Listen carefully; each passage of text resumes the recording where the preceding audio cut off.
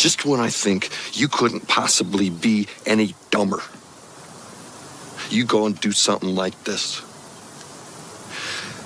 And totally redeem yourself! Ice raids crazy. Ice raids crazy. You've seen them ice raids lately. Ice raids crazy. They kidnap men and the ladies. Ice raids crazy. And separate them from they babies. Ice raids crazy. Ice raids crazy, tearing up dreams in the night, kicking down doors, flashing light, causing fright. Mama in the kitchen, baby crying in her arms. Agents storm in, yeah, they sounding their alarm. Who the real criminal when they snatching up the meek? Chains on the innocent, silence on the weak. They call it law, but I call it co-abduction. Ripping souls apart, yeah, that's government corruption. Land of the free, man, that's a contradiction. Cause freedom got conditions in this twisted jurisdiction. White man came, took the land, drew borderlines. Now they calling Mexicans illegal, that's another crime. Ice raids crazy, kidnapping in broad daylight, separating families, that's wrong, it ain't right. Tears on the pavement, kids with no translation. America preach love, but they practice damnation. False news paint black and brown faces as a threat, but we the hardest workers bleed sweat, living in debt. Building skyscrapers, mowing lawns and serving plates. The same ones they hate keep America great. It's hypocrisy with badges, patriot disguise, call it national security, but it's genocide. Stolen land, stolen lives, stolen pride. The truth don't hide, it bleeds from the inside. Ice raids crazy. Ice raids crazy. You've seen them ice raids lately. Ice raids crazy. They kidnap men and the ladies. Ice raids crazy. And separate them from they babies. Ice raids crazy. Ice raids crazy, propaganda so sick. Fox News talking lies, playing politics. They say protect the border, but they guarding the ghost. From Tijuana to Texas, it's stolen land coast to coast. You can't deport the people from their native land when your racist flag flew in with a bloody hand. Cages and babies, what kind of nation is that? The cries echo loud, but they turning their backs. If the law is unjust, then justice ain't lawful. A badge on your chest don't make you God fool. They label them illegal, man, that word is obscene. Remember the first these were wigs and they called it the American dream. Ice raids crazy, it's a modern day lynch. History repeats, America don't flinch. Ripping roots from the ground, they call it immigration. It's really reincarnation of colonization. They say we all human, same blood, same beat, but they judge by the border and the color of your feet. No heart, no mercy, no ounce of grace. Just politics and fear in a racist face. From Rio Grande to the California coast, they hunting my people, good people, ghost of the ghost.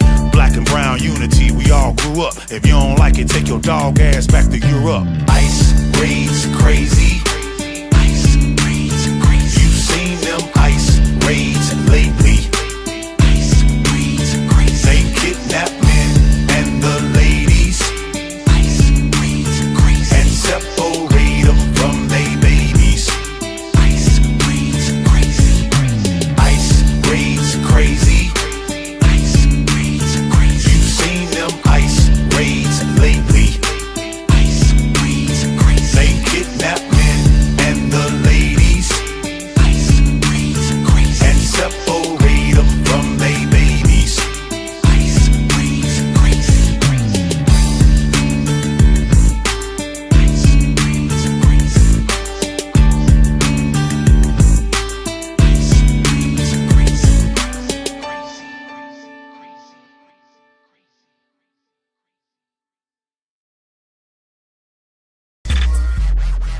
Yo, Lot.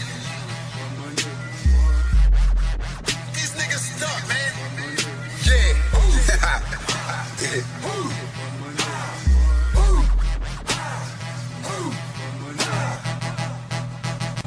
Lot.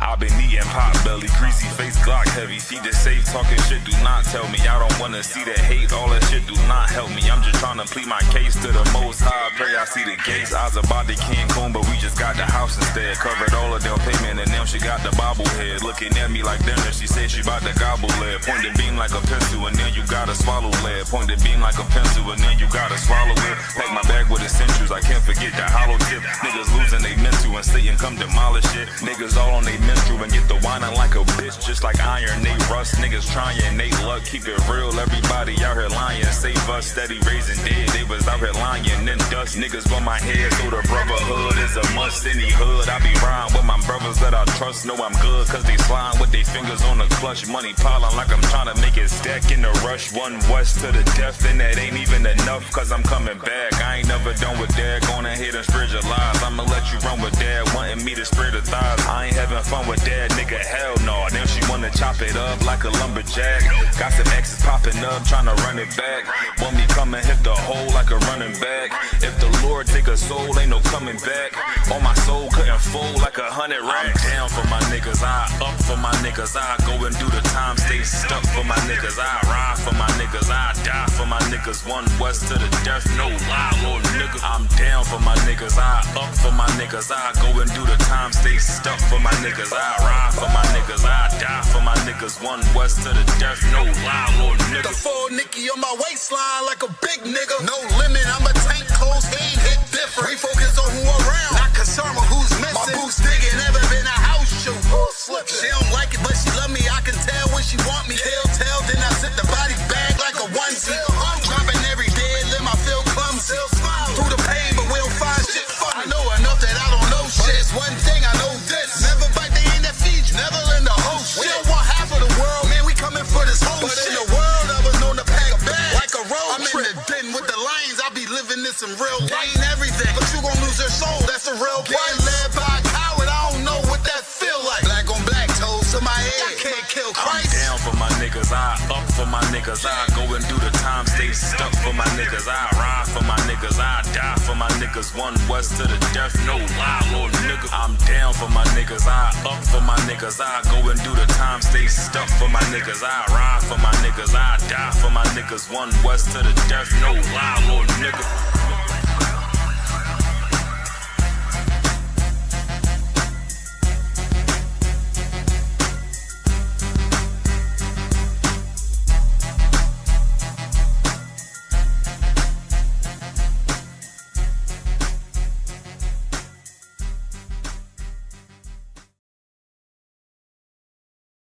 Hey, listen, brothers and sisters, man, if you like what you hear, hit the subscribe button, man. Subscribe to this channel. And also, please, go to ISUPK.com and pay your tithe. Drop me some cash so we can move around this planet like we need to, man, and do the things we need to do. They're one west. They're one west. They're one west. They're...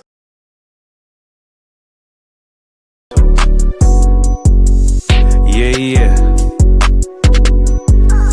U.P.K. shit, man, one west. Hey. I'm a U.P.K. nigga, I'm stuck in my ways. That's on them, letting cowards fill up they ranks. Goddamn, lost tribes got them following waves. Loyalty a lifestyle, nigga, I'm just saying. Yeah, I'm a saint, no New Orleans, it's going up. Next spot, we at the B&B. I'm turned up, I'll pull up in the SRT. Burning rubber, hey, U.P.K. shit. Look, met her at the club, told her pull up to the lobby. She know I'm in the coat, we're all black, no Illuminati. This my other half shit, I can't move without it. These my motherfucking brothers, yeah, what I'm gonna do without them, yeah. If it's beef, I can't wait to sink my teeth in. Niggas going overboard, they off the deep end. Why you tripping off that hoe? That's some weak shit. Told him put me in the game cause I love defense. Yeah, put me in the game, coach. Fuck you thought, he let his colors fly. He ain't cut, we cut him off. Yeah, bounce out, let my fringes swing. Yeah, I'm a dog, and she say she find me interesting. Yeah, want me to call, put me in the game, coach. Fuck you thought, he let his colors fly. He ain't cut, we cut him off. Hey, bounce out, let my fringes swing. Yeah, I'm a dog, and she say she find me interesting. Yeah, want me to call, I ain't gotta settle, I got options, ma. No, I stand on business, my name not Tazar. I'll pop you with this pocket rock.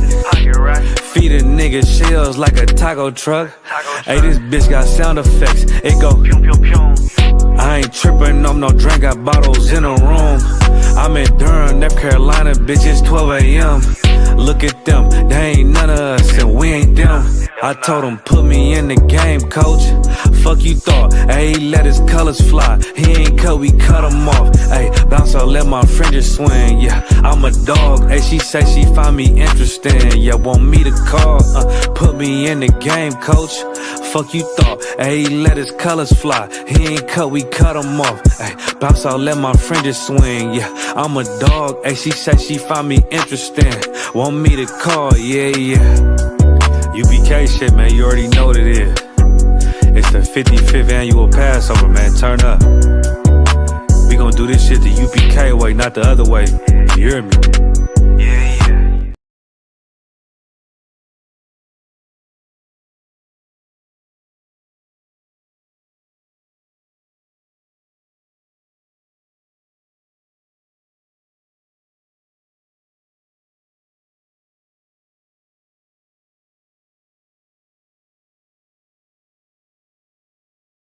Hey, listen, brothers and sisters, man.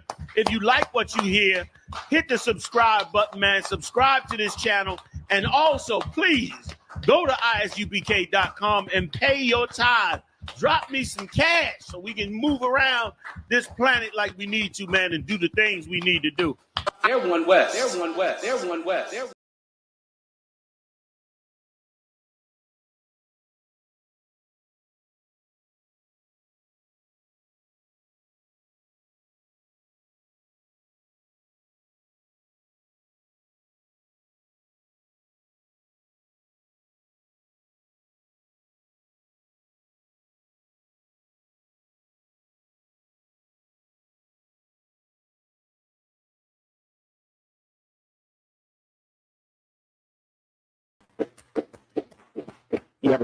Thumb to all the brothers, Yashimata, Bashim Yashai to all the sisters.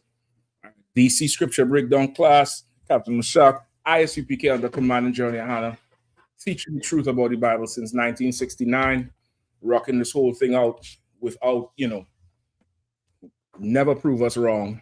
Right. We're always right, and you always wrong. And if you're mad about that, that means you're wrong. That's all I can say. All right, tonight we're going to get into a little bit of the mark of the beast again and America, some of the current events. And of course, if you have any questions, get them rocking and rolling. All right, no sweat. Chupaduma, just up this one. Hit it a few times. I'm going to tell you what speed I want it on. Just initially, all right? One more. Yeah, just for a few minutes. All right. Don't forget, put all your phones on mute. All right, or vibrate. Better vibrate. See? All right. And then we're ready. All right. So what let me get that background for you, Bukwash. You could probably get it there. That's the one with the horse, the fly that Barack did. The one with the horse. I think there's I could send it to you. That one is not out. No, that's the vertical one. You have the landscape one. That's what I'm saying. I'm gonna send it to you, all right? I think I tried to put it on and I totally forgot. Where to send it? Text. Just straight to your text message? I'm gonna send it to you right now. And you can just upload it and swap the fly out, all right? You have to interrupt that. What's going on? All right, go ahead, do your thing, Bakwad. There was a question from Officer Hawar. He asks, in Deuteronomy 16:16, it says to present yourself to the Lord 3 days. And he's saying, if brothers go down to the Passover and unleavened bread, yeah, they leave on Sunday. Are they still presenting themselves because they're there for the other parts of the? No, they would be. You probably want to pull the scripture too for anybody who does not know the precept he's talking about. And I believe this precept is only for the the big one. The big when Shapad done, he could grab it. All right, I believe that precept is only for the brothers. I think that's only for the men, not so much for the women. But you got to pull the precept for me. I have the precept, sir. All right. It's Deuteronomy 16 and 16. Mm-hmm. 3 times in a year shall all thy males appear before the Lord thy See, God. This is specific to the brothers, all right? In the place which he shall choose, in the feast of unleavened bread, and in the feast of weeks, and in the feast of tabernacles, and they shall not appear before the Lord empty. Hold on, let me catch up to it too. So it lists the 3 of them. I did not remember that part. I may have to ask the general that one. I thought it was just any 3. Passover is mandatory. So you know Passover is mandatory. And by extension, Feast of Unleavened Bread is mandatory. Feast of Unleavened Bread is directly, this one went out a little bit here. You might have to check it out. Feast of Unleavened Bread is directly related to Passover, all right? Yeah, I don't know what's going on here. There we go. Time for a new one. That nigga getting ready to lead the truth. See how yakking? He yakking all foolish and shit. Time to get a new job. Right? Where you at, Deuteronomy what? Deuteronomy 16 and 16. 16 and 16. It could just be the plug is not plugged all the way in. Once Shabbat is done, you just check up on that for me, all right? And the tongue for the cool. All right. All right, where are we at? Deuteronomy 16 and 16. Let's go. Deuteronomy 16 and verse 16. 3 times in a year shall... Shabbat, could you check this plug here? This keep going out, and I figure it's not in properly.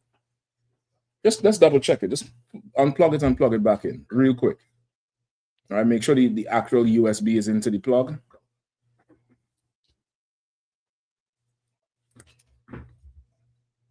All right, hit it now. You know, the harder you press it, it doesn't mean it's gonna come on better either. You press that thing hard as shit. That probably is what's wrong with it. You probably been abusing the motherfucker. Let me get the larger one, the one to handle these. That's probably it, Shabbat. You manhandling the shit out. Yeah, I mean, you try a little tenderness. She get weary sometimes, Shabbat. You gotta try a little tenderness on her. You might have to bring her in closer to you. See what's going on here. You see what's going on. You gotta, get some stability right here. Let's see what that do for the class. You know I'm usually right, so y'all could go to that app. Them devils be betting on and bet on me with this one here. They bet on Maduro. Bet on me with this one. This ain't gonna go out again. Let's go. All right. You see, and there's another pair of tongues to handle the coals. If you all want me to light the coals, you always tell me after the class. And where's the frank? It's done. The frankincense is done. Oh shit! Y'all rusty today, boy. We gotta get some WD-40 out. We get some WD-40 up in here, brother. No, I'm just teasing you. All right, let's go. Deuteronomy 16 and 16. 3 times in a year shall all thy males appear before the Lord thy God, in the place which he shall choose, in the feast of unleavened bread, and in the feast of weeks, and in the feast of tabernacles, and they shall not appear before the Lord empty. Okay. And his question was what? If brothers come down to the Passover and not make it or leave before the like right after the Passover and don't go to unleavened bread and stuff like that. Okay, I'm gonna have to double check. Because I was under the impression up until now that it was you had Passover and unleavened bread by extension, because unleavened bread starts the night of Passover. We just keep the feast the day after, but it really starts the night of, because for Passover you had to make the bread with no leaven. You get the point? So that sundown Passover, you can't have no leavening around it, right? So I was in the impression those would be the first 2. Come on. The unleavened bread, is that the same that like the wafers they have at the mass, Catholic mass? Okay, I don't know what they put in those. I can't say for sure, but unleavened bread is almost like a tortilla. It's the same thing with no yeast, right? Corn tortillas is unleavened bread because there's no yeast in that, I believe. And any one of those flat bread that you would cook on the stovetop, right? Or you fry it. Some people fry it, but you could cook it on the stovetop. You just roll flour, water, eggs, roll it out. Then you separate a small little ball of flour and you roll that out flat flat, like something you could fold up like a napkin down there, right? And you cook it on something flat, a flat stove top, or a flat pan. That would be unleavened bread. All right. So yeah, so I thought those would be 2 holy days, right? And then you choose a third one. But it's listing here the exact one. So I have to find out for sure because it doesn't list Passover here. And Passover is mandatory. Passover is absolutely mandatory. You have to be there. If you ain't there, you're breaking the law. You get the point? Come on. Like I said, isn't all the high holy days mandatory? No.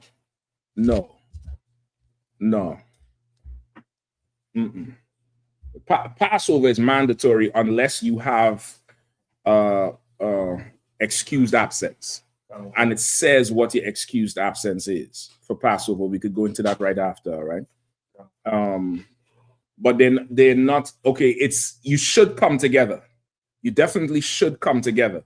But it's not unlawful if you missed first fruits, as far as I understand. Now, again, I ought to check this one here because it's listing the 3, right? Read it one more time. 3 times in a year ye shall, it's like 3 times in a year shall all thy males appear before the Lord thy God, in the place which he shall choose, in the feast of unleavened bread, and in the feast of weeks, and in the feast of tabernacles, and they shall not appear before the Lord empty. Right. So now it doesn't list first fruits, Feast of Purim, Hanukkah as a memorial is different. Day of Atonement, but everybody's supposed to do it. But it doesn't list it here as you have to appear before the Lord, meaning you have to come, you gotta gather together. You understand what I'm saying?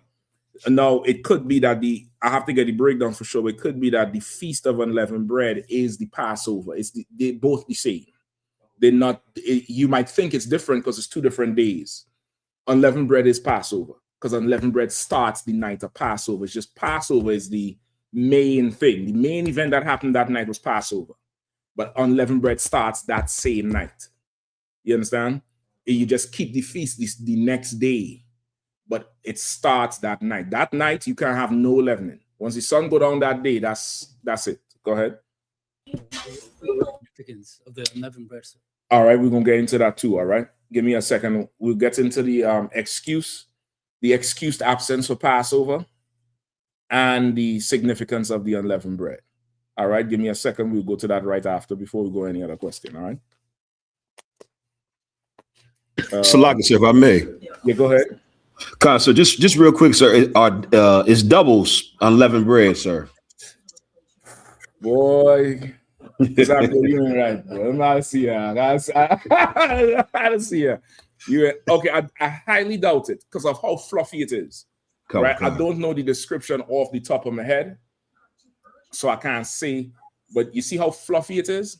The fluffiness is the yeast, is the leavening. Anything that's like real fluffy, that's like pastries. You see how you could just crush a pastry up? That's because of the leavening agent in it. It doesn't let it sit solid like a stone. There's some old school bread that's like, it's just a big stone you're biting into. It ain't hard like a stone, but it's a solid thing. It's not raised up and blown, right? So the doubles, the what they call the bara, that's the thing they fold in between. They fold the chana and stuff in between, right? That's what you're talking about? Are you froze?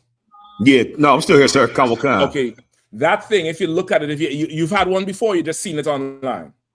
I've had one before, sir. Right, you see how fluffy it is? Yep, it's malleable. It's not hard, and it can't break in two like you would break a toasted loaf of bread. Right. It's fluffy. That's I'm willing to bet money that it's leavening in it. So I wouldn't use that. You get the point?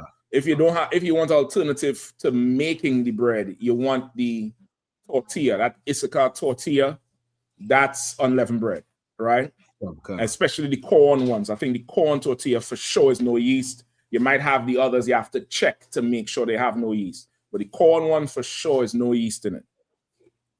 Sir. So yep, the water, sir. You know, so so you get me, Bukwash, I'm gonna have to ask, some people probably ask this to more general. rocking, all right, on Monday, 16 and 16. And he was asking if what counts? Like if the Passover events for All Black Party, lamb slaughter. If that counts for the appearances? No, hell no. That ain't a holy day. That ain't a feast. That ain't a holy convocation. That's Israel being fly for the week. But that's not it's not a law. It's not a law. It's us just gathering together. And Israel, if you know anything about us, we'll have a party somewhere whenever there's enough of us around. We just naturally somebody, if they're going to turn some music on or start a beat or something, somebody going to make a quick trip to the store. And before long, it's a grill outside. That's just how Israel is. So those events before the Passover, those are our events. And of course, we host the Passover. So it would behoove you to be there. It would behoove you to be there to support what we putting on for the nation. But those things don't count as the 3 appearances. The 3 appearances is, biblical high holy days, which they list the 3 here. I just have to find out if this is the 3 you have to make, or if this is Passover, unleavened bread, and you choose another one. All right. Deuteronomy 16 and 16. Boom. Okay. Give me. I got the. Which one you have? The reasons why you would not be able to. Come on with it.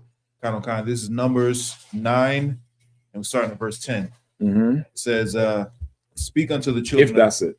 What's up? Shabbat? Oh, smack me in the face. God damn. Shabbat had to.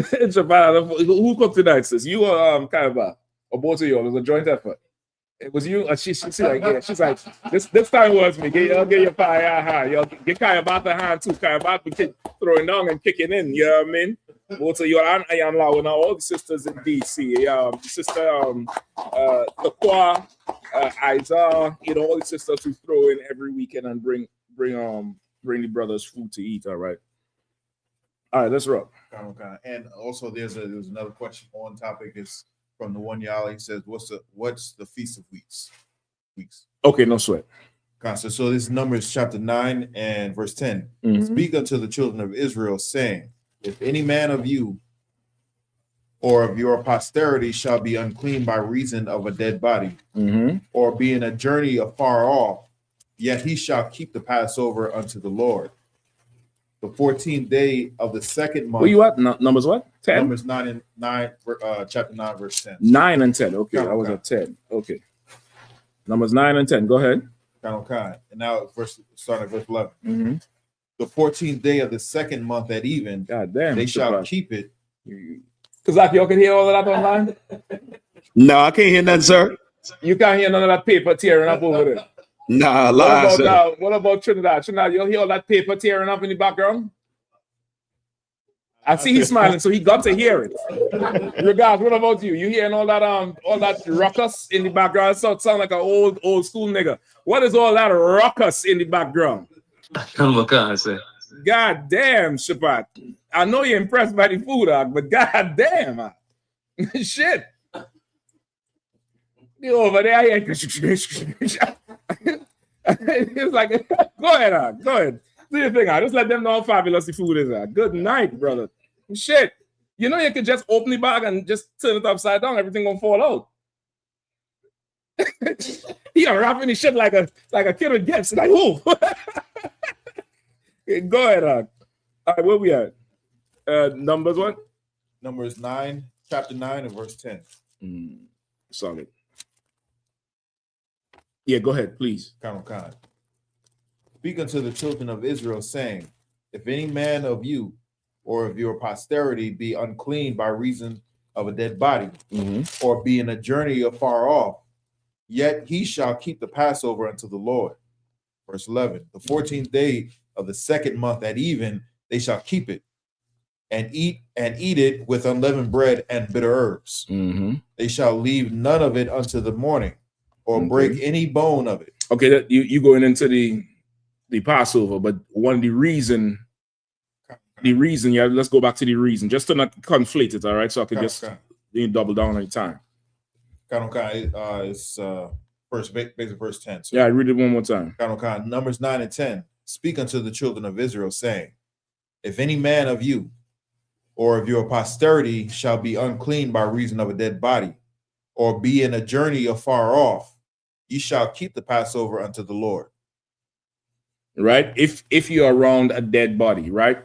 So somebody died, he was around the body, he was in the room the person died in, or Shapat, you could take this off now if you don't mind, please.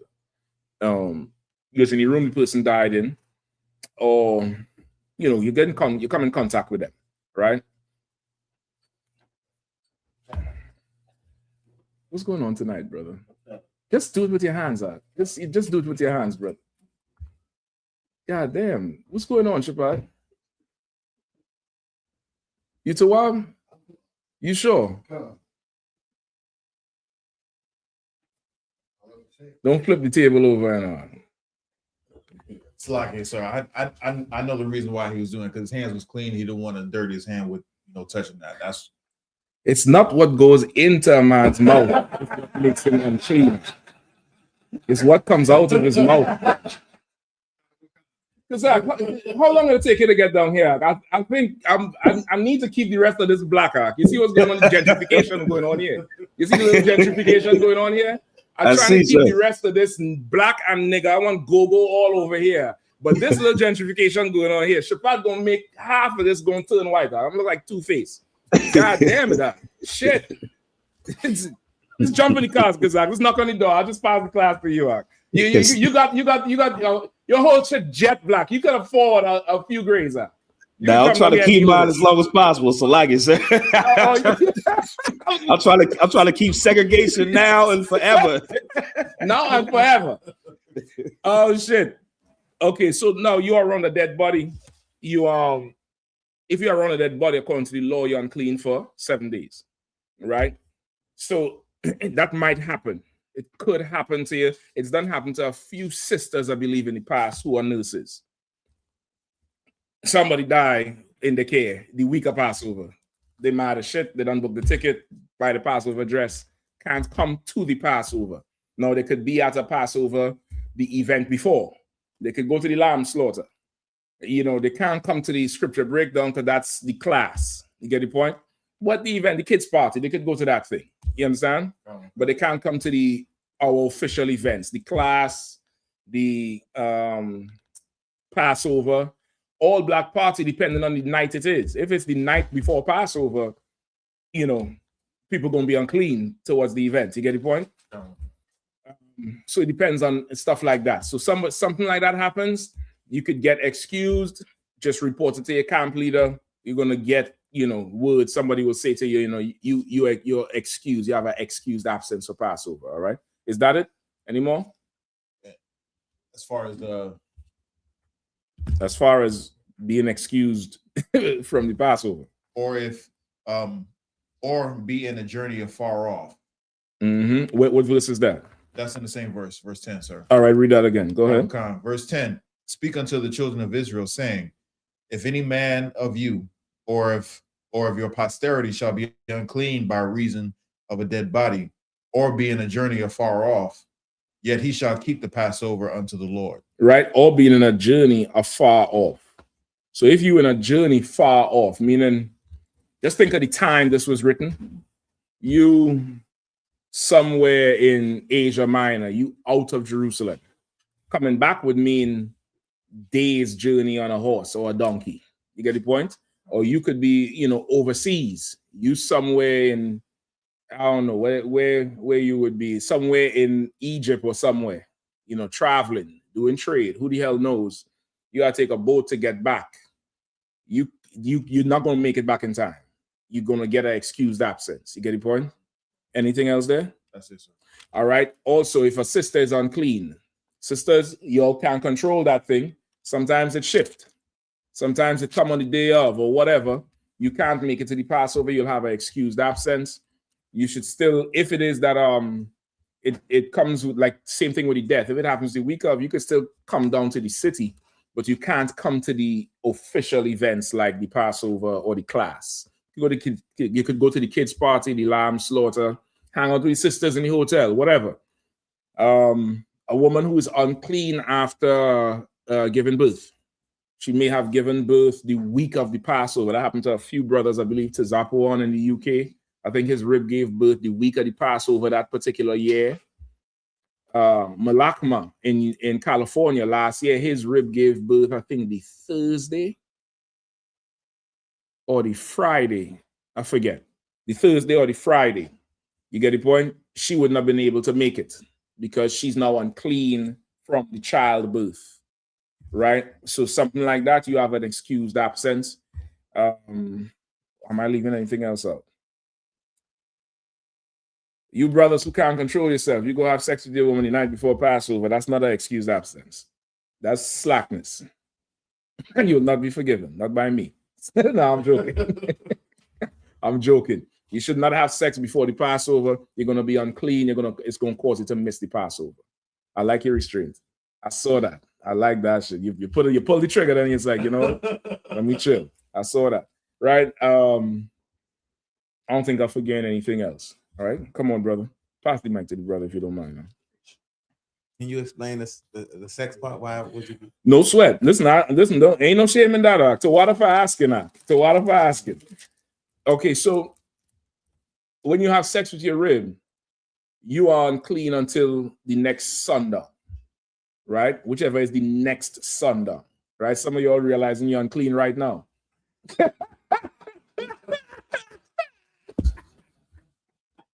He's like, shit, I didn't know that. I didn't need to ask that question. So now, let's say Passover. This year Passover is the Saturday. The Friday night is All Black Party, I believe. I think Friday is the All Black Party, right? Kamaka Friday, sir.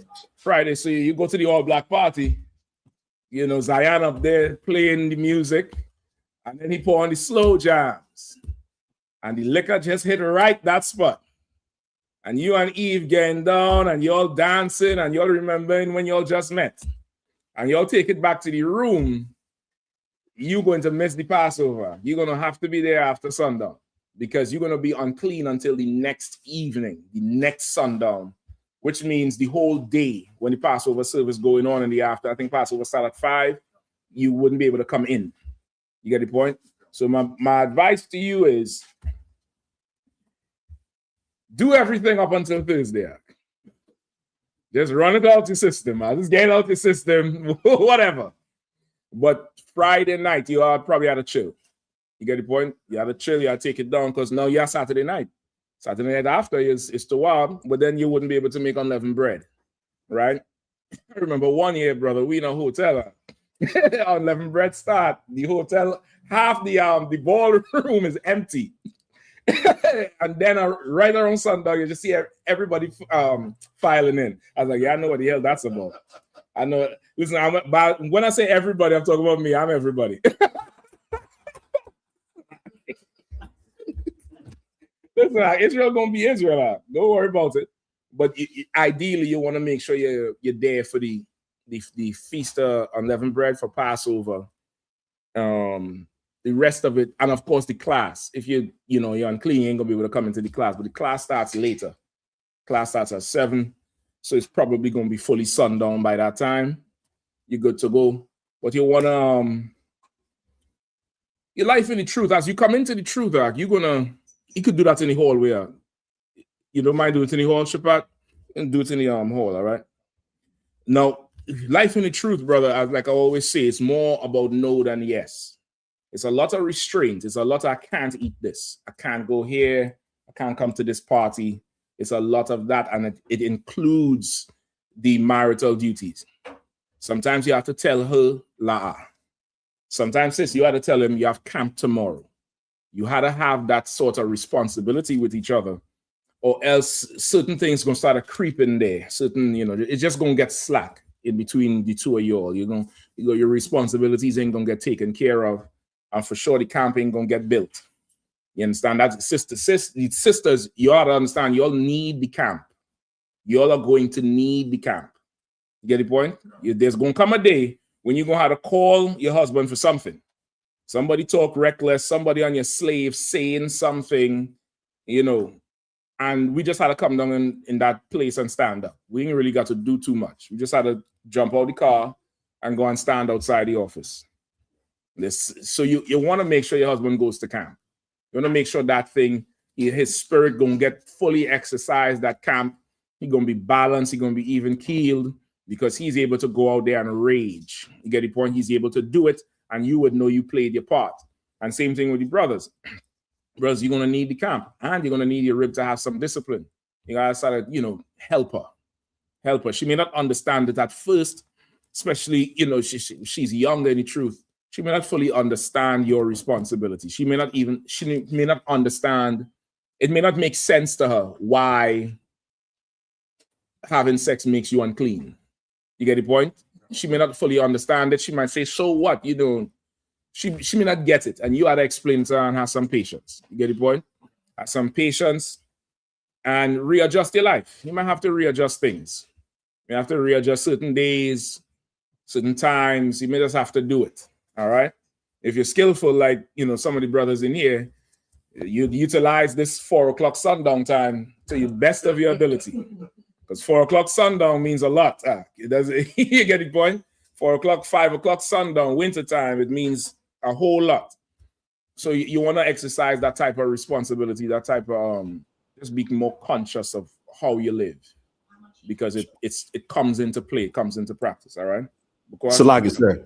Come on, because no, what you said is so heavy, sir. After you being here just a little bit of time, you get excited once we get that hour back in October, because that's you know that's what it means. It's game time from October to March. Game time now. It's like, all right.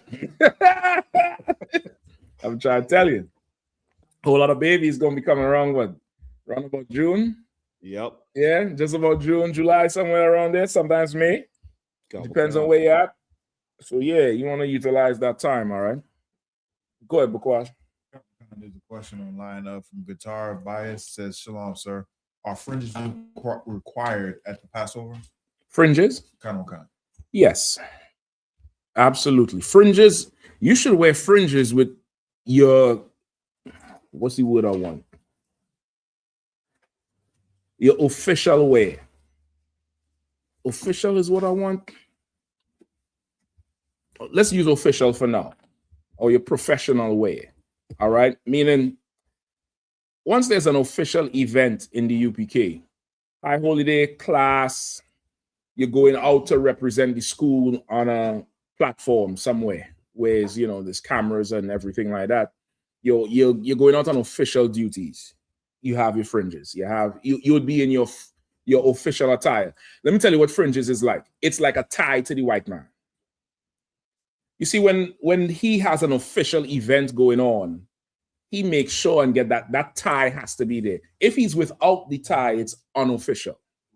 It's like, you know, he come there with that it open and it buttoned down till you see in the white undershirt. You know, he on casual tie. But that tie, he pulled that shit all the way up. Even if the tie is slack, it's not official. He have it on, but he ain't dressed properly. But he choked that thing up.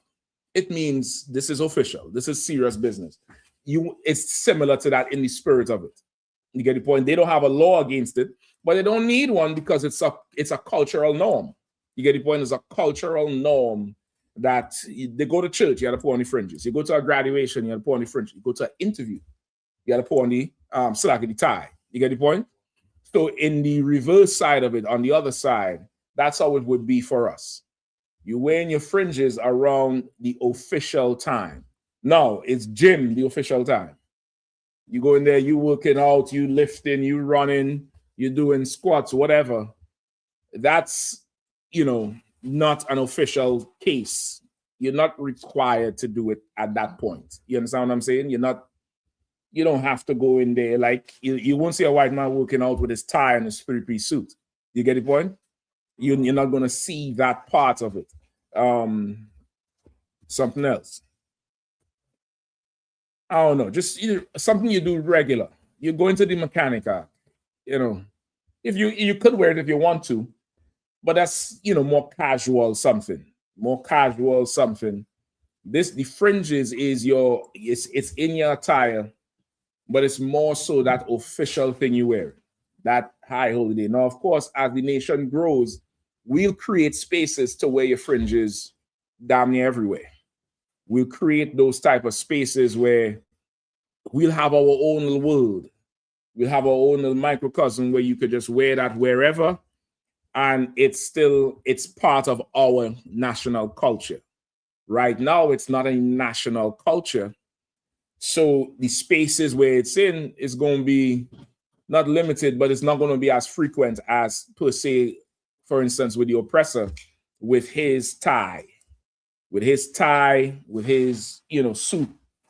That's his national culture. That's you have to be like that, or else what's wrong with you? You don't have a tie on. You're not even dressed right. Remember, Trump and them, they berated Zelensky. You ain't come here dressed right. You don't even own a suit. You understand? There ain't no law in America that says you need a suit, but the culture demands it. So it's the same thing. It's like you can't show up. You ain't got no fringes or you ain't got no garment. Where's your garment at? Nobody got your garment. You brothers who've never been to Passover before, if you brothers gonna ask you, what's going on with your garment? And even here in the lead up, somebody gonna ask you, how are you looking? You get your garment yet? You get your stuff ready? The sister's gonna be, how your dress coming along? Because it's an official event. It's like you have to have it. You get the point? So fringes is for sure, there. Go ahead. Like I remember the Passover just passed. It was a brother got a headpiece from me, and he was really, real pressed to get it. Like I went out the way to go get it to him early, and it come to find out it's because his garment didn't come through. So he needed something. His garment didn't come through, and then when I tell you, he was at the Passover looking sick. But I know, but that's what I'm saying. He needed something. So at least that's what it is. For sure. That the headpieces and stuff is also part of our official dress as a culture. A brother, you're supposed to have a headpiece. There's different headpieces. There's the mitri. I think Barack, you wearing one. Barack has a mitri on. You have the war scarf, like what me and Officer Bukwash wearing, or similar to what young man Zolan have on. It's just his own doesn't tie. The headband. Like what I think Zach, you wore one yesterday in class, I believe. Or what? Yep, Kawaka, sir. Right? Oh, yeah, both of them have it on now. You can put them up on the screen if you don't mind, too. All right, that's like a war scarf, not a war scarf, a headband. Let's see Kazako. Right? I'm wearing the same thing. I think Kazako wearing one too.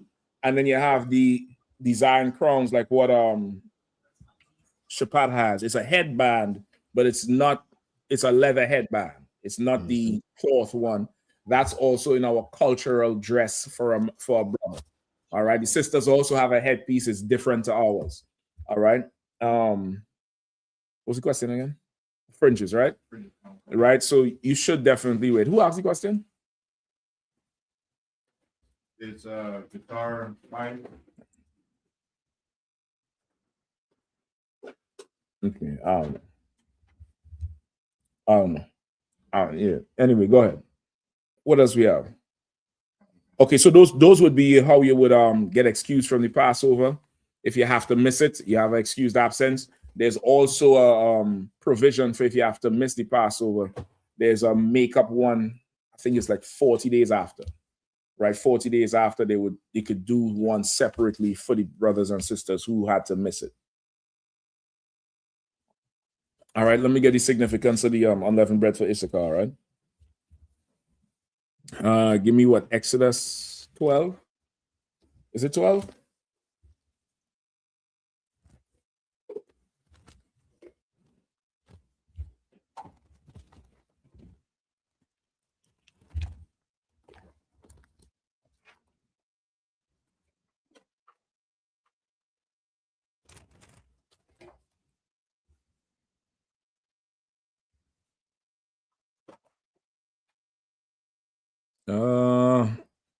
Give me Exodus 12. Issachar, you read this, all right? Exodus 12.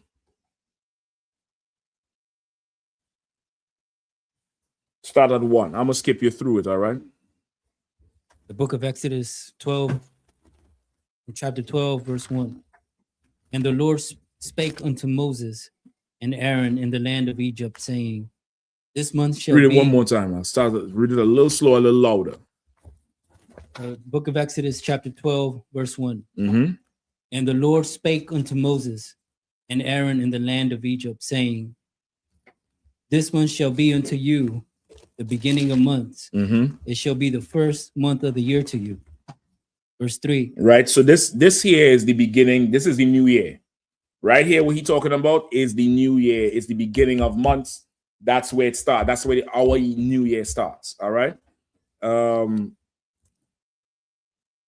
Let's skip the, go ahead and read verse 3. Verse 3. Speak ye unto the congregation of Israel, saying, In the 10th day of this month they shall take to them every man a lamb, according to the house of their fathers, a lamb for an house. Right? So you're going to take this lamb according to the house of your fathers, a lamb for a house. He said do this on the 10th day. Right? Now skip to...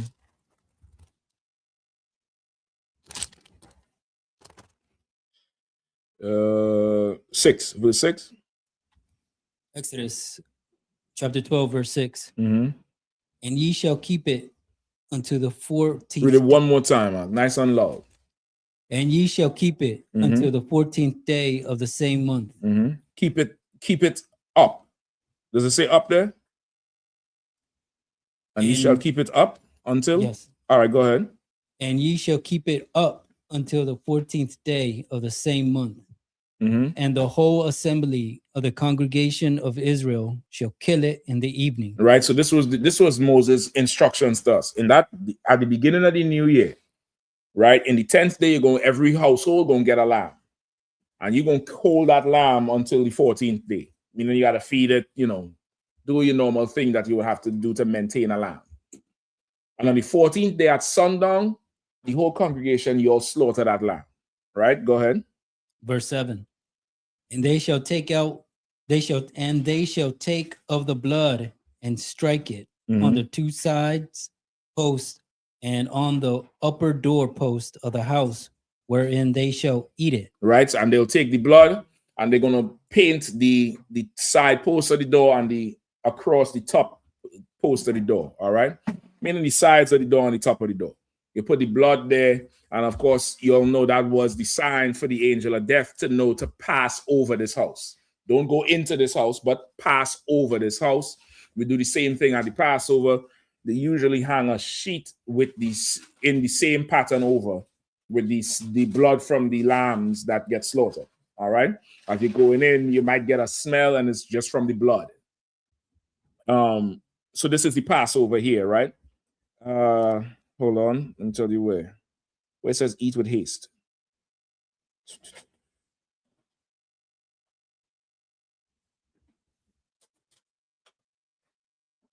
Go ahead. Verse 11, I might lead a little bit up from there.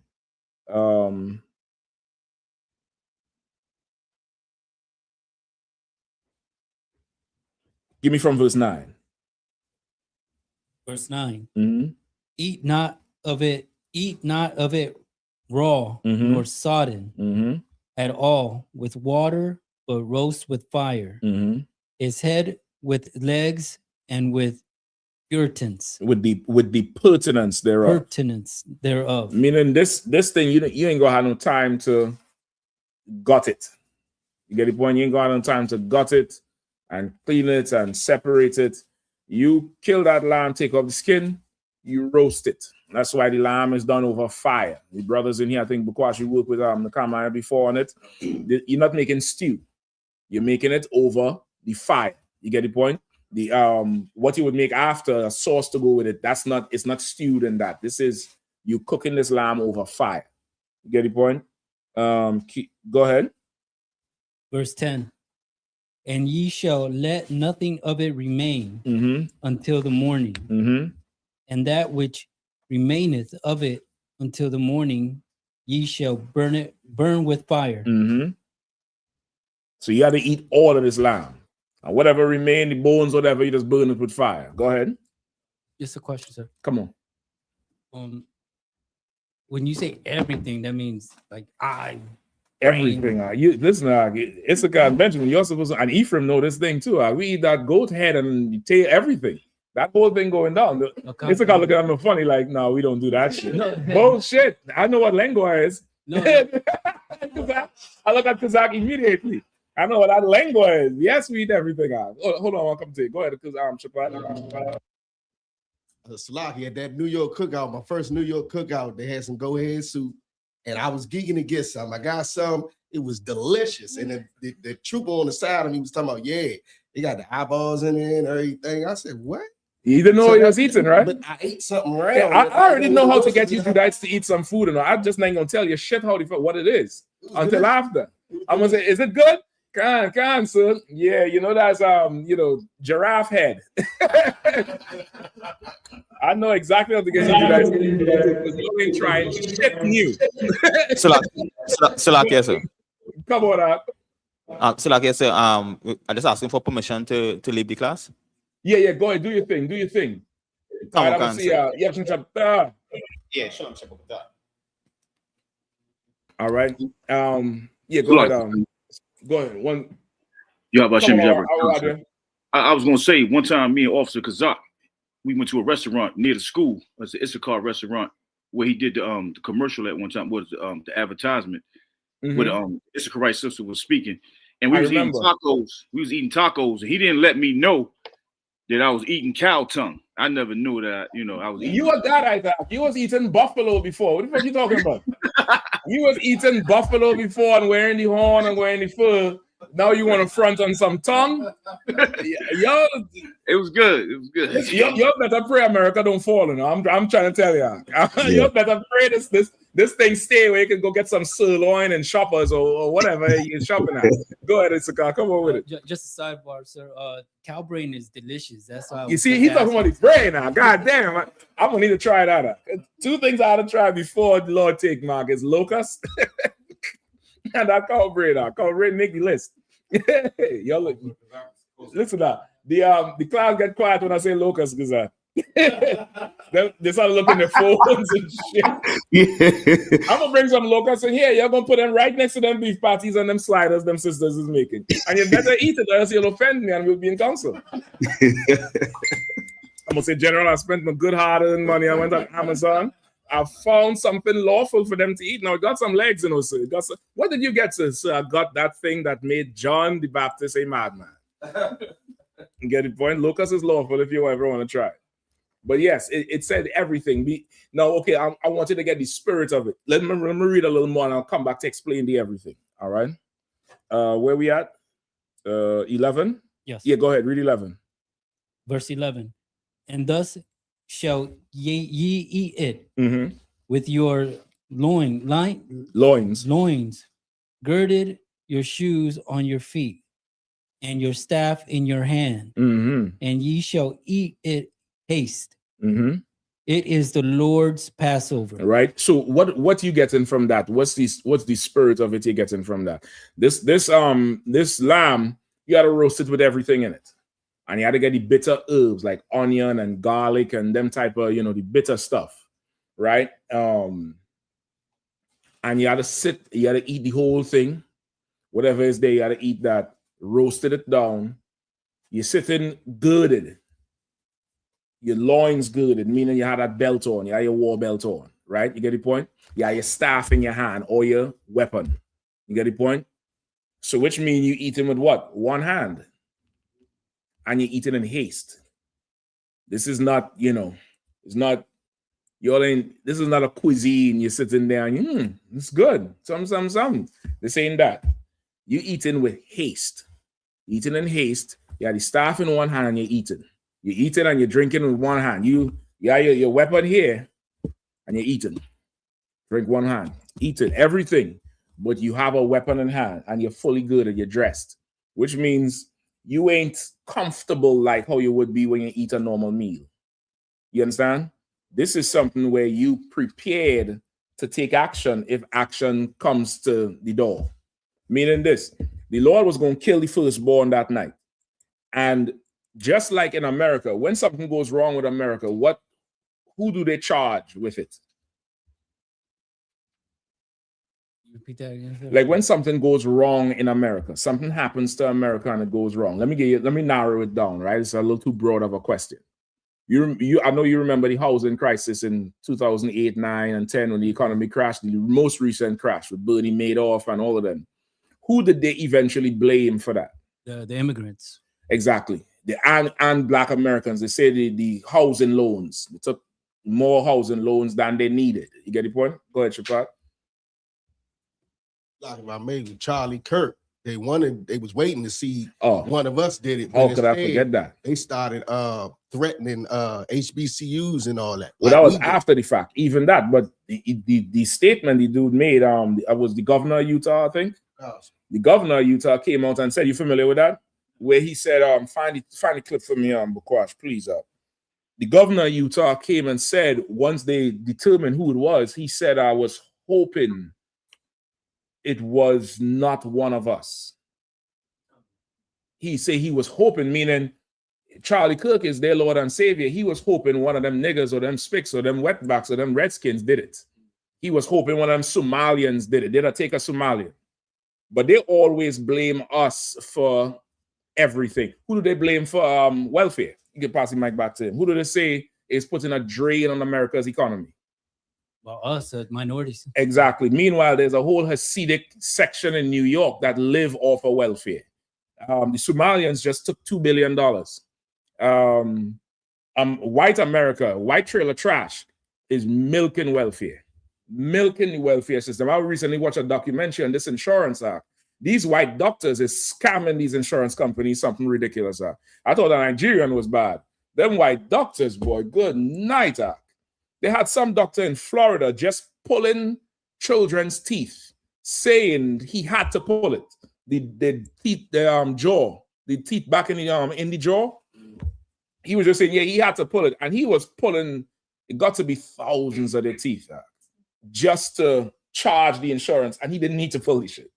He was just doing the shit. Just pulling it. You all know about, right? You all know about the, what's that drug? What's that drug everybody was hooked on, man? The pain drug. Oxycontin. You all know about that whole thing with the Oxycontin. Them doctors was just prescribing that shit. Just, whatever. Take it. Whatever. Take that. And people got hooked on it. But they'll try to blame us for every goddamn thing. You haven't? Go, Slucky, come on, Nasawan. Like, sir, like they just locked all them Jewish people up for fraud, millions of dollars of taking welfare in New York. They locked them up? Locked them up and they charged them. I think it was like $3.2 million worth. Shit, them niggas going free. Them niggas locked up homes. I need to see them walking in there. I need to see them niggas. I need to see a mugshot. I don't believe they locked none of them shit niggas up. I need to see the mugshot, brother. I need to see that shit. I need to see a video because the mugshot could be AI. I need to see that shit. They're going to say they're locking them up. But if it was one of us, if they had a group of us, a group of, so-called Judites, not so-called, a group of Judites, Benjamites, Levites, Ephraimites, Issacharites doing it in some section or some city, they would have a camera with them kicking in our door, walking us out and saying, look at the car they're driving. And I ain't seen none of that shit. I didn't even hear they lock them up. They probably put that in the news to just balance everything out. But they ain't locking none of them niggas up. If they ain't lock them up for sucking the baby penis out, they ain't going to jail for nothing. I'm telling you straight up and down. They ain't going to jail for a goddamn thing. Right? Let me get this one here. So this is what the governor of Utah, right? And this is him commenting on Charlie Kirk, right? It says, hey, I prayed for 33 hours that he's about to say that Kirk's killer wouldn't be white. Go ahead. Hey, we don't do that here. For 33 hours, I was praying that if this had to happen here, that it wouldn't be one of us. Stop right there. That this nigga prayed for 33 hours that he could just blame a Black, Hispanic, or Native Indian. That would have answered his prayers. To blame one of us. You listen, I guarantee you, them ICE agents in Minnesota was hoping that bitch was Black. It would have been so vindicated if she was Black. That whatever Green, Renee, not Green, Good. Renee Good. Yeah, their brother. If she was black, this thing would have never happened. They're probably saying, why it had to be one of them? Come on. Why she if she was just black, this thing would have just gone away, because ICE has murdered black and Latinos before her. Right up in Laurel, I think they killed one about 3 or 4 weeks ago. Right? They done murdered us so much, even in the detention centers. You know, killing they had a report come out. They say I think three detainees died so far this year. And the what's his name? The border patrol, the big border patrol guy. Forget his name, Govino or something like that. Go ahead. Even the what's his name? No, I don't know him. All right, let me finish this point if you don't mind. All right. Come. Right. He came out and said, you have his name? He came out and said these deaths is not due to the detention centers. Now, these detention centers are privately owned. Is one in Montana, something east of Montana or something is what it's called. This is the one who walking around Minnesota right now. The one in charge. They call him the ICE governor at large, something like that. I forget his name, something Govino or Govino. You can look him up. He came out and said that at this privately owned detention center, they did not die due to malpractice or them being killed, but they took their own lives. Now, where have you heard that before? Come on. What you got? His name is Greg Bovino. Greg Bovino. That's his name. He looked like a white man, but I don't know what the hell he is. But he came out and defended these detention centers that's privately owned. Now, if you know something about America's private business side, they don't obey no rules about nothing. And they in there just say brothers and sisters is dying, but they did it to themselves. They did it to themselves. How many times you've heard something like that? You get the point? Go ahead, Shapar. Like, sir, talking about the civilian dude that just went tried to go on a shooting spree in the detention center or something. Something like that. Yeah, I think he went to a detention center and he started killing. He started shooting detainees. This was about 2 months ago. I remember that. Go ahead.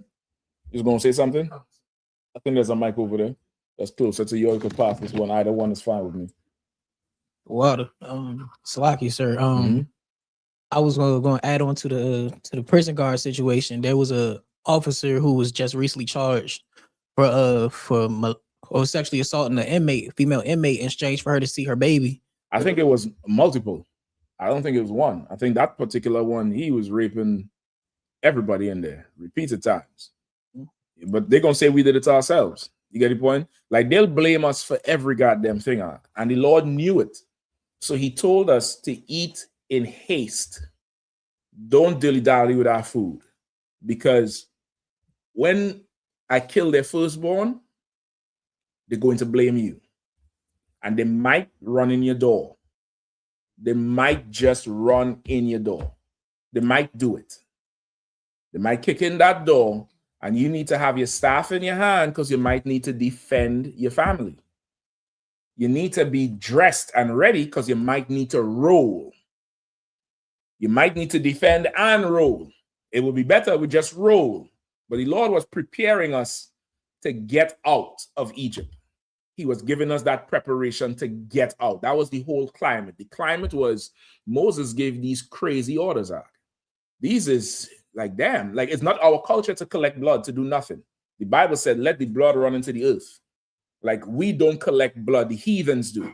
The heathens collect blood to make blood pudding, blood, all kind of blood meals. But that's not our culture. The Lord said, let the blood run into the earth because that's the life of the thing. Don't collect the blood to consume it. Now, Moses come and say, collect the blood and put it over your door. Keep this goat here. This, and when you read it through, it's an unblemished goat. It had a certain stipulation. And keep it for 4 days, then kill it at sundown. And then roast it. And don't season this thing up and make a stew, because why? Israelites, we author everything. We the author of food. Like any good food in America, America's food is black food. You get the point? It's so he's telling us you can't do that. You gotta roast this thing. Just roast it whole. Bitter herbs, that's all you could get. No fancy shit. some bitter herbs. You put out on the table, eat all. Why he saying eat all? You don't know when next you might eat. You know what I mean? You don't know when next you might eat. Eat all. Now, this is instructions. You just have to follow it. I'm just giving you the spirit behind the whole thing. Go ahead. When you was in Egypt. Go ahead. And this one time when I was in Damascus, let me ask you, have you ever been to Davos? Last. Shit, we go in there next then. Go ahead. Well, I wasn't gonna say this, but when I was in Rabat,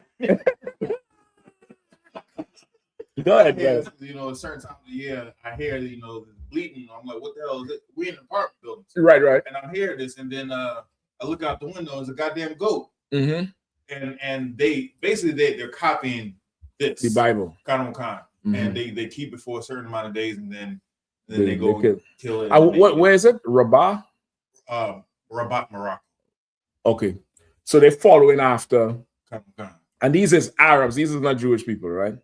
These is Arabs. They all try to follow what this book says, even though they're not the people, because the reward for this book means everything. So don't be surprised at how fervent a heathen is going to try to hold on to this thing. Yeah, I mean, it's just think like this is the NBA contract or first round draft pick. Like that's something we could understand, we could relate to, because what it means for us and our family. You get the point? Just think like that for the heathen when it comes to this book. So the Arabs gonna fight for it, the Jewish man gonna fight for it. You get the point? All right, where we at? What verse? Verse 12, I think. Yeah, go ahead. The book of Exodus, chapter 12. No, so okay, so let's skip ahead for time's sake. So you get the point of it, right? Yes. Now give me verse 14. Verse 14. And this day shall be unto you for a memorial, and ye shall keep it a feast to the Lord throughout your generations. Ye shall keep it a feast by an ordinance forever. Go ahead. Verse 15. So now this is a memorial. You should keep it as a feast. It's a memorial. So we're doing it now in the memory, like honoring it. It's like how the Esau has his Thanksgiving, or maybe 4th of July. It's 4th of July, that official up here where they kind of, right? Because they would do the official, that's what goes on in everybody's home. But on an official level with the senators and the president, don't they have something with, would they do something with the Declaration of Independence or nothing like that? Maybe not 4th of July, but almost, I think Thanksgiving is like the routine of it. It's a memorial for that first dinner and all of that. You get the point? It's a memorial. We do it now as memory for what happened. So we never forget that at one time we was in immense captivity and the Lord killed the oppressor for us, right? So give me 15 now. Verse 15. 7 days shall ye eat unleavened bread. Even the first day ye shall put away leaven out of your houses. For whosoever eateth leavened bread from the first day until the 7th day, that soul shall be cut off from Israel. Right? So the unleavened bread is there. That's why he said even on the first day. The first day is that day of Passover. Right? Keep reading. Verse 16. And in the first day there shall be an unholy convocation. And in the 7th day there shall be an holy. Holy. Holy. I know it says, you want to say an. Does it say an or a? It says an. An. What's going on with your Bible, man? I'm discovering some shit with y'all, let's remember, you're all wrong, I'm right, all right? Y'all go buy a new Bible. I ain't buying a new one, all right? Go ahead. I'll start from the top, sir. No sweat. And in the first day there shall be a holy convocation. The water. Give him a hand. He catching on quick. He catching on so fast, brother. You're right, Issachar. Go on. And in the 7th day there shall be a holy convocation to you.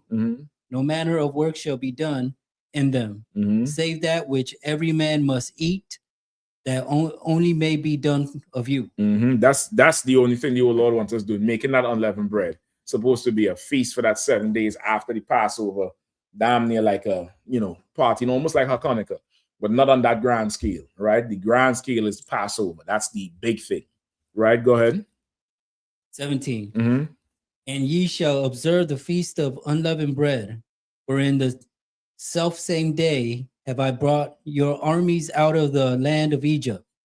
Therefore shall ye observe this day in your generations by an ordinance forever. Right? So that's why we keep the Feast of Unleavened Bread, because the same day he brought us out of Egypt, which was that Passover night. That, remember, the evening and the morning is the day. That first night, we would have had unleavened bread, because why? Why we wouldn't have had leavened bread? Let me let you answer. Make you heavy? Mm-mm. Think about the whole bread making process. Oh, it's just faster, right? So you said it. Because you making bread, you need to set it out for maybe an hour or two, depending on what kind of bread you're making, for it to rise. Remember, he said eat in haste. You can't eat quickly if we're waiting for this shit to rise, and then somebody had to go knead it over and let it rise again, then put it in. This can't rise, so don't even put no yeast in it. Leave that out. Take a piece, put it on the heat. Here, eat that with the lamb. And that's it. It's a quick thing. Even moving, you had to move with whatever dough is made, right? The yeast is going to lose its, you can't wait until you only move now. You're getting kicked out of Egypt. You just had to be able to stop a fire, light this thing up, roll it, everybody eat that. You get the point? Go ahead. So during this time, everything was like time was of the essence. Were they constantly being attacked? Or well, okay, it was a preparation for an attack. It was a preparation because you probably want to go read it from Exodus 1 all the way to here, right? It was, how many years was it? 9 or 13? How many years was the plagues? Anybody remember offhand? Last year, I can't remember off the top of my head. The plagues was not a short period of time. It was over a number of years. And this was after Moses came and said, let my people go. With the whole thing with the magicians and the snake, this was after, because Pharaoh didn't respect the shit. So the Lord started plaguing Egypt. And I mean, the final plague was the death of the firstborn. But think about the boils, the locusts, the frogs, the Nile River turning red. They couldn't even drink. They had no water. And just think like America. Imagine shit going on. They're going to turn and blame us. They're going to turn and say it's them. They's the one doing it. Come on. Pastor, just like they blamed us for COVID. Oh, man. I thought COVID was made in China. I thought it was made in China. Trump said it was made in China. Then they turn around and said it's us. All of a sudden. You get the point? Like, they'll blame us for every damn thing. And the Lord knows it. So he's saying, man, he done put the hurt on Egypt. He put the hurt on Egypt. And then he killed the firstborn. Pharaoh's son died. You get the point? Y'all ain't safe. Get up and get ready, because y'all may have to fight. Pack up whatever you need to, essentials, and get ready. Said nobody's sleeping tonight. The babies might get to sleep, but get them ready. You might have to pick them up and move. That could possibly, if you want to imagine it, Doc, just imagine as we sit in here tonight, you hearing cars crashing outside. You're hearing sirens blazing and cars crashing, and you're hearing blood-curdling cries from some mother or some father. You ever hear a white man cry over a child, Doc? You wouldn't. It's a horror movie. It's horror. And you just hearing that outside, you would not want to go outside. You wouldn't even want to look. You don't even want to draw the curtain because you don't want to attract whatever's out there. You don't want that turning on you. You just move away from the door. You ever hear that when you was young? You hear some shit outside. You go, hey, what's that? Move away from the door. Go back. Don't worry about it. Go back to the room. You whatever going on out there, you don't want no parts of it. You just know it's not coming in here. Now think that's going on all over America. Think you watching the news. You watching the news and some anchor up there and he talking and he just dropped dead on set. Maybe even more horrible. You get into a fit, eyes bulge out, blood everywhere. Cut, and they go to the commercial. or they go to somebody else. They go to the field news reporter, and she's a firstborn. She dead. They call the cop. The cop gets in the car to drive wherever. He dead. The firstborn dying everywhere, all over. And no cries is coming from them niggas' house. Them Latinos, they not dying. They doing something. They're going to start to say is Ephraim and the Santeria. They're going to say Benjamin and that Obia or that black magic. They're going to say Levi and the witchcraft. They're going to find whatever to blame us for it, and they're going to come hunting. You see how ICE is now? Imagine that shit. Imagine they're locking somebody up, and they dropping dead, but the people in the cuffs is alive. They're going to want to kill you. They're going to want to do it. It's damn near like a natural thing. Get the point? It's like a natural animalistic thing that when you're going through some pain, you can't make sense of to attack the nearest thing because that thing got to be causing you the pain. That's how animals are. You get the point? And the Lord preparing us for it. So the unleavened, you didn't have time to wait for this thing to rise. Forget these. She doesn't eating that shit up and watching the door. You watching the door as you're roasting this damn thing and blood on the door, and Moses tell you this, and you wondering what we doing this for? Just think of it like that. They don't know what's about to happen. They don't really understand it. They don't get it. Because the next day, it said the Egyptians pushed them out. Pushed them out of Egypt. You get the point? We didn't really get what was going on. It's about the haste of the thing. So the unleavened bread, we couldn't wait for it to rise. And we keep that tradition now. You understand now? Oh. No, so go ahead, Bakwash. What do you have? No, I was just looking at my buttons. Go ahead, go ahead. Go ahead. Feel free, brother. Bakwash practicing restraint tonight. Give Bakwash a hand. Bakwash ain't just shooting everything that moves. All right. Okay. What we have next? The one y'all asked, what is the Feast of Weeks? Feast of Weeks is the Feast of First Fruits. Right, I believe. Hold on. I believe. What's the other ones we have? What's before Feast of Weeks? Feast of First Fruits. That's right out. First Fruits is the. And after that is what? That's the 150 days after unleavened bread? Okay. And then what else? After that is what? Okay, I think Feast of Weeks is First Fruits. All right, I'll double check and make sure. All right. I think Feast of Weeks is First Fruits because of the amount of weeks. It's 50 weeks after. 50 weeks after unleavened bread. 50 days. 50 days, Salaki. 50 weeks, Salaki, brother. Kazaki, you on your way? You see what's going on here? I'm trying to tell you. Because I see what I drink. I started to drink water. I can't continue drinking wine, brother. It's gonna be too much. All right. I think it's Feast of First Fruits. All right. I'm gonna find out exactly for sure for you, but I want to believe that's it. What else you have? Okay, so Mini Q Unfiltered had two questions. He says, what does it make you unclean? And what is the significance of the fringes? Okay, say that one was the first part.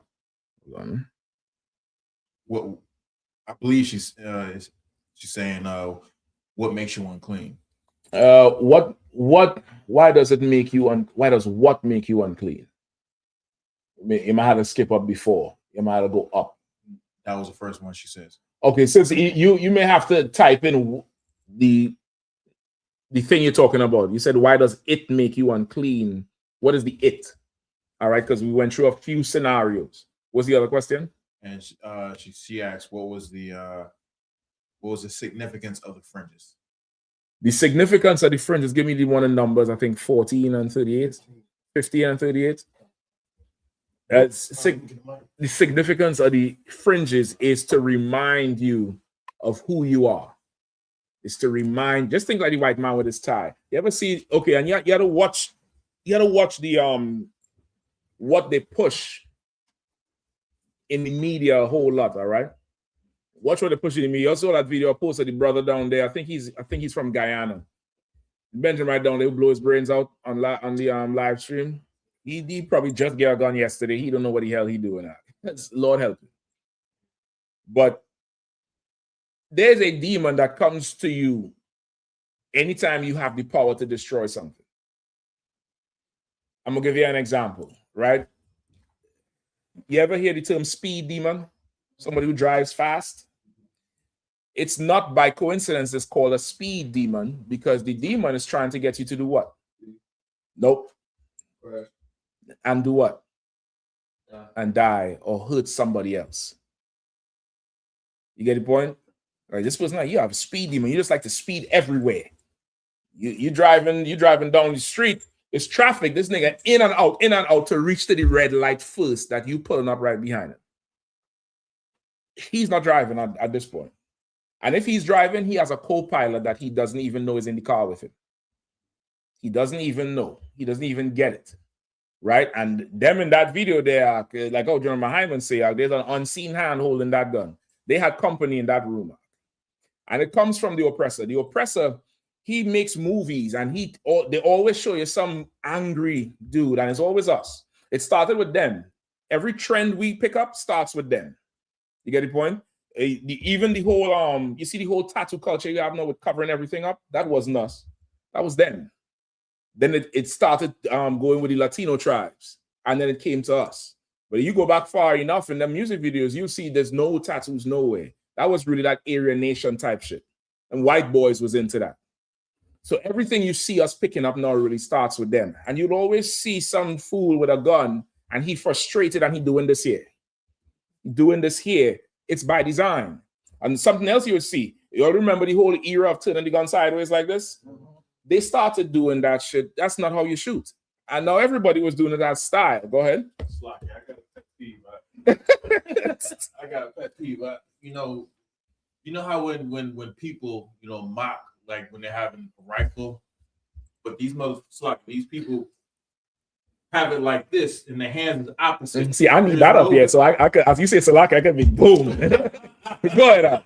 But they have their hands in the opposite direction. You know what I'm saying? You're not holding the rifle like that. You're holding it like this. Why you? It's TV, and it's meant to just indoctrinate you to doing certain things. You get the point? It's meant to indoctrinate you to doing certain things, and it comes, it comes at an expense, right? So now you watch what they do in TV, and you would realize a lot of these habits we pick up from the oppressor. We pick up careless habits from them, and they know way more. We'll take it up as a style and just be more, reckless with it. And you'll see there's a reason every time you watch a movie and somebody's, going to court or going to an interview or something important, they always show you them in the morning shaving their face, and then they do this thing here. Yeah, look good.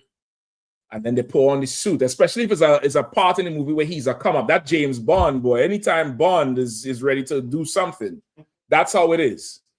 You get the ugliest white man, he put on a suit, and it's really dramatic. And the final thing, he get that tie and he hold it and he do this thing here. And it sets a spirit on him that now I'm what? Right. I'm ready, but give me something else. Give me something else. Go ahead. They clean and now I'm acceptable. Now I'm acceptable. Come on, give me the mic to her. I was going to say complete, but I remember when I was working. Complete is good too. I remember when I was working. I was slaving at Fort Myer in Arlington, Virginia, and they have it's a real guy that's inside of the glass case, like not obviously inside the glass case, but that they're like a wax figure. Okay, and it's a white man in the like whatever branch of the military uniform. And what he's doing, the image of it is, I never forget, they say like a clean shaved man is a man who's found himself. It's this image of and it's a wax figure. And this is for putting in the museum for so in the wax figure, he's clean shaven or no? Yeah, he's clean shaven. It's a real guy. He ain't did nothing, special, nothing like that, but it's used him as the identifying marker of a put together soldier. So it's a white guy in uniform. Of course, he's white. He got to be white. He got to be white. Got over good. and they were saying that that's what was being said, or that was a thing in the military, that a man that's found themselves a clean-shaven man is a complete man. Well, I guess we the lost sheep of the house of the 12 tribes of Israel. I guess that's why we the lost sheep of the house of Israel. Because I ain't finding myself in this captivity. Fuck all of that shit. I'm gonna remain lost. I'm gonna remain good and lost. But you'll get the point, right? You'll get that's what it is. You understand what I'm saying? Even the witchcraft is with the women too. When you watch the TV and the white woman, she come out of the shower and she had the towel around her and she pulls that hair back in one. And the head thing, you know, the bros do the head thing, that was witchcraft for black women, because your hair ain't moving. If you could do this, how much you could whip your hair back and forth like that old little bitch. that motherfucker ain't moving. Why you have to whip your hair back and forth for it to move? You know, Sally just, you know, she just says no, and that thing in slow motion going, and she just do this thing here and fling it back. It's witchcraft to make sisters feel incomplete. So now you go and get that relaxer and that perm and straight back, and now you could feel like you complete. It's witchcraft. And it's to remind you of, it's to put a certain spirit on you. The straighten, and nothing wrong with having your hair straight, it's fine. But if you're doing it because you want to be like them, then that's a problem. There's nothing wrong if you want to neaten your beard up. Not shave it off because it's against our law. But if you want to, you know, neaten it up, have every strand in order, you know what I mean? Get your mustache right and you know, have it graded and it come into the big full one. If you want that, that's fine. If you want 95 o'clock shadow because of a slave, that's fine. But if you're doing it because you think that having a big beard makes you not ready or incomplete, then that's the witchcraft working of their system.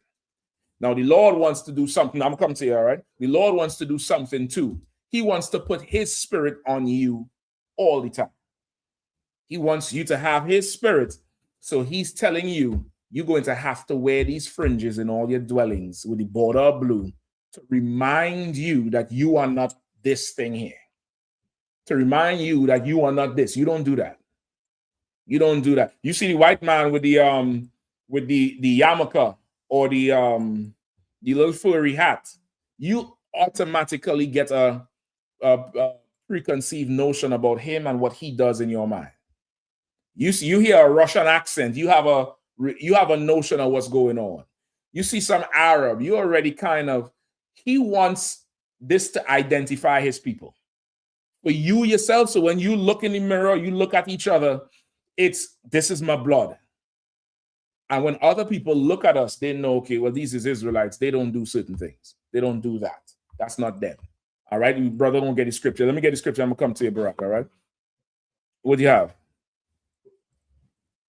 This is the book of Numbers, chapter 15, verse 38. Speak unto the children of Israel and bid them that they make them fringes in the borders of their garments throughout their generations, and that they put on the fringe of the borders a ribbon of blue. Right. So it's not the fringe alone, it's the fringe with the border of blue along the border where two surfaces meet, like in the seam of a pants or on the underside of a jacket, like how God would wear his fringes. Like how you see how Gadite would wear their fringes, that's the lawful way. That's how you should wear it, and it's leather strips or something else. It ain't them little tidzits or tassels like them fake Israelites wear. That's the Jewish man nonsense, all right? Go ahead. Oh, God. And it shall be unto you for a fringe that ye may look upon it and remember all the commandments of the Lord. Right? You got it on there, Shapat? Like, sir. You got it on there? Oh, you step up here so everybody will see that. Because you might have to help him out with the mic. You got your border blue? Just the camera. Yeah, you could just tilt it. Yeah, or lean it. All right. So he had the fringes on the border of his plants, and he has the border of blue there. All right. That's one version of it. You could put it on, other things, waistcoats, the jacket, denim jacket, whatever. You would put the fringes on. All right. And it's what it says to keep, so you be a reminder that ye may look upon it and remember all the commandments of the Lord. That you will look upon it and remember all the commandments of the Lord. So now imagine you wear that fringes before you go have sex with that whore. As you pulling it down, you can't do this shit. Can't do this shit right here. You try to go get high with that on. It's supposed to put you in a certain spirit. Just like if, just remember in the world, if those of you have ever experienced it, that you bring that tie up for the first time and look at yourself with the shirt coming down to the wrist and the shirt pressed, and you put that blazer on and you halfway down there think you Clark Kent. You halfway think you're ready to, be a white man. It puts you in a certain frame. You walk different. You walk in, hey, how you doing, sir? Good morning. Yeah, I'm here. Some. I'm here for you had a good day. You have something. You started higher octanes and your inflections going all from a fucking suit. Wait. Now imagine you had these fringes on and you fly with it like how we wear it. We don't make fringes look boring and dead. We make this thing come alive so much where it's like, damn, what the fuck you wearing? Go ahead, Kazak, real quick. That's like, let me cut you off, sir. And every brother that's ever been to court, know you got them pair of glasses that's not prescription, but you throw them glasses on and you feel like, yeah, I'm a good law-abiding citizen. You gotta push it up while you're talking too. Yes, Your Honor. Well, you see, Your Honor, push your whole head back. They're prescription, they're description glasses. That's what they are. They're describing a not guilty motherfucker. Right. Go ahead, bro. I'm gonna come to you, Shepard. Go ahead, bro. You was gonna say something? When you was going into the whole beer thing, you said like the spirit that it puts on you.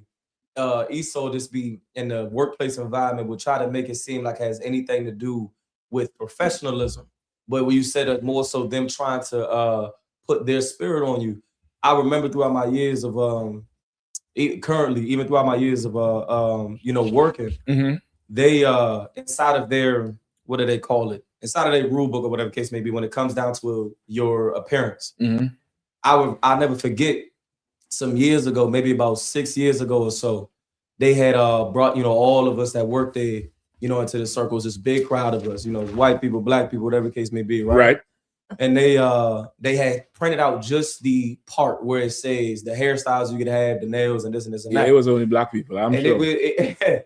And I watched. It was actually that place I was at that time was more white people than it was black people in that particular contract. And there's the same rule set and it's down to the same wording at every slave I've been at. Me and Officer Kazak ain't work at the same place. Me and Officer Bakwash ain't work at the same place. But I'm very sure that they've seen this before. That in it says when they start to give the hairstyles, it's only black people hairstyles. It'll be you can't have braids, you can't have dreads. So I watched as every single white person, because pretty much they said we're gonna start, we're gonna give y'all a chance to change it, and if you don't, we're gonna let go of you. Right. Of course, that's what you have the union for. Oh shit! The light. Who lost the bet?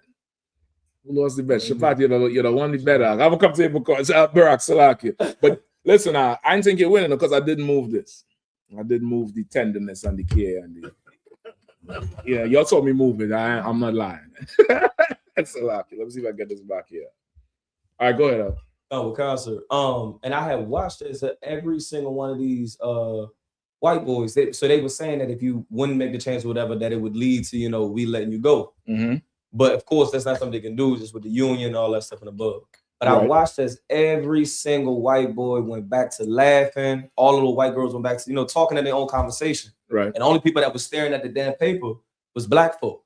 Every single. Because they know it. This ain't got nothing to do with it. They might as well have just put, niggas, this is for you. Exactly. White people go. And so what made me, so I ended up going up to the project manager. At this point, I'm in the school. So I'm already, about to go really, talk to him on a more understanding basis. I said, how does braids have anything to do on professionals? Because I can understand how white men that start to go real bald in the middle and keep the little hair on the sides and whatnot. How that is not a particular hairstyle that is considered unprofessional. Why not just let it all go? But of course, that's not on the sheet. The braids. I'd have fired you up. So I'm wondering. That's some white man, this nigga talking to me about male pattern baldness. You uppity motherfucker. Fuck up. Go ahead. So that's when I was like identifying that this ain't got nothing to do with professionalism, because you allow that to go past. You don't got mohawk on this list. You don't got whatever that's called on this list with the keeping the hair on the side and got the bald in the middle. Yeah. You don't got that on here. Right. But you got braids and afro on here. And if they'll try to get you, if it can't fit under the hat, our hair is stiff. So they say if it can't fit under the hat. The hat is made for their hair. And the hat is made for their hair. The hat is made for that, just whatever is there. You get the point? It's made for that. And okay, it's really okay. If you really understand power and building a nation, you could understand the white man and his rules and his laws. That's why the Bible says obey the law of the land. Not saying their rules that are slavery is the law of the land. But you get to understand what it is. And you get to understand what the Lord here is doing. And it's so spiritual where he wants you to have a beard as a man. He wants you to have braids or have your hair. He don't want you with a bald head. You get the point? He don't want you like an Egyptian, because that's putting on their spirit. And you put on their spirit, you're going to do what they do. You understand? You put on our spirit, you're not going to do what they do. It's going to be a little bit difficult. You're going to have a certain amount of masculine. You're going to be like, I can't do that. That's not in me. That's not, You look at all them niggas who did he let have sex with his woman. They're all clean shaven or no beard. They all could put on a suit and go work in corporate America. They're all like that. None of them is some old braided, bearded nigga who, looks a little masculine. They all got a certain, you hear them talk. It's like, you think it's some, half sodomite talking. You just listen. If you go back and listen to one of the interviews and don't look at the interview, and just put the voice with what you would picture with that voice. It's them. You get the point? It's putting on that spirit, that thing. And now you start to grow that. You start to grow your hair out. You talk different. You walk different. You react different to different things because it's a spirit you're putting on you. You get the point? And listen, that thing is coming back. That dress code thing, that hair thing, it's coming right back. Because in the British colonies, only maybe I would say the last 10 years, like you had any sort of rights as a prisoner or even a police officer, you had to shave that shit off. You get locked up with braids, they're cutting your hair in the prisoner. You ain't got no rights for nothing. They would, them brothers with dreadlocks, you getting that shit cut. But I always tell y'all, growing up, the cops would beat you in your head if you had dreads, so you would have to go get stitches. And to get the stitches, they have to shave the dreads. They purposely bust your head up to do the shit, to force you to go do the shit. That shit is coming right back here. It's Trump he's not putting any brakes on nothing. He's literally telling everybody, stop me. Who gonna stop me? Him. That's what he's saying. Go ahead. Sorry, sir. What he said was true, because at my job it's that way. They say if you can shape it up, you have to cut it off. Ain't no sweat. Don't worry. I want that snow to come through. Let that snow just come through and just help everybody else to believe in God once again. With that said, y'all make sure y'all stock up. Get your water, get your flashlight, get some candles. You know what I mean? Get some things to help you entertain yourself. Because if it comes through and the grid goes down, it's gonna be like COVID again. You're gonna be in the house with the kids and the ribs and if you're a sister with your husband. And y'all better not just go off on each other in the house. Y'all plan now to have fun. I'm just trying to tell you. But the Lord is bringing these plagues because these oppressors is too goddamn proud of. They get too proud about everything and nothing at the same time. Go ahead.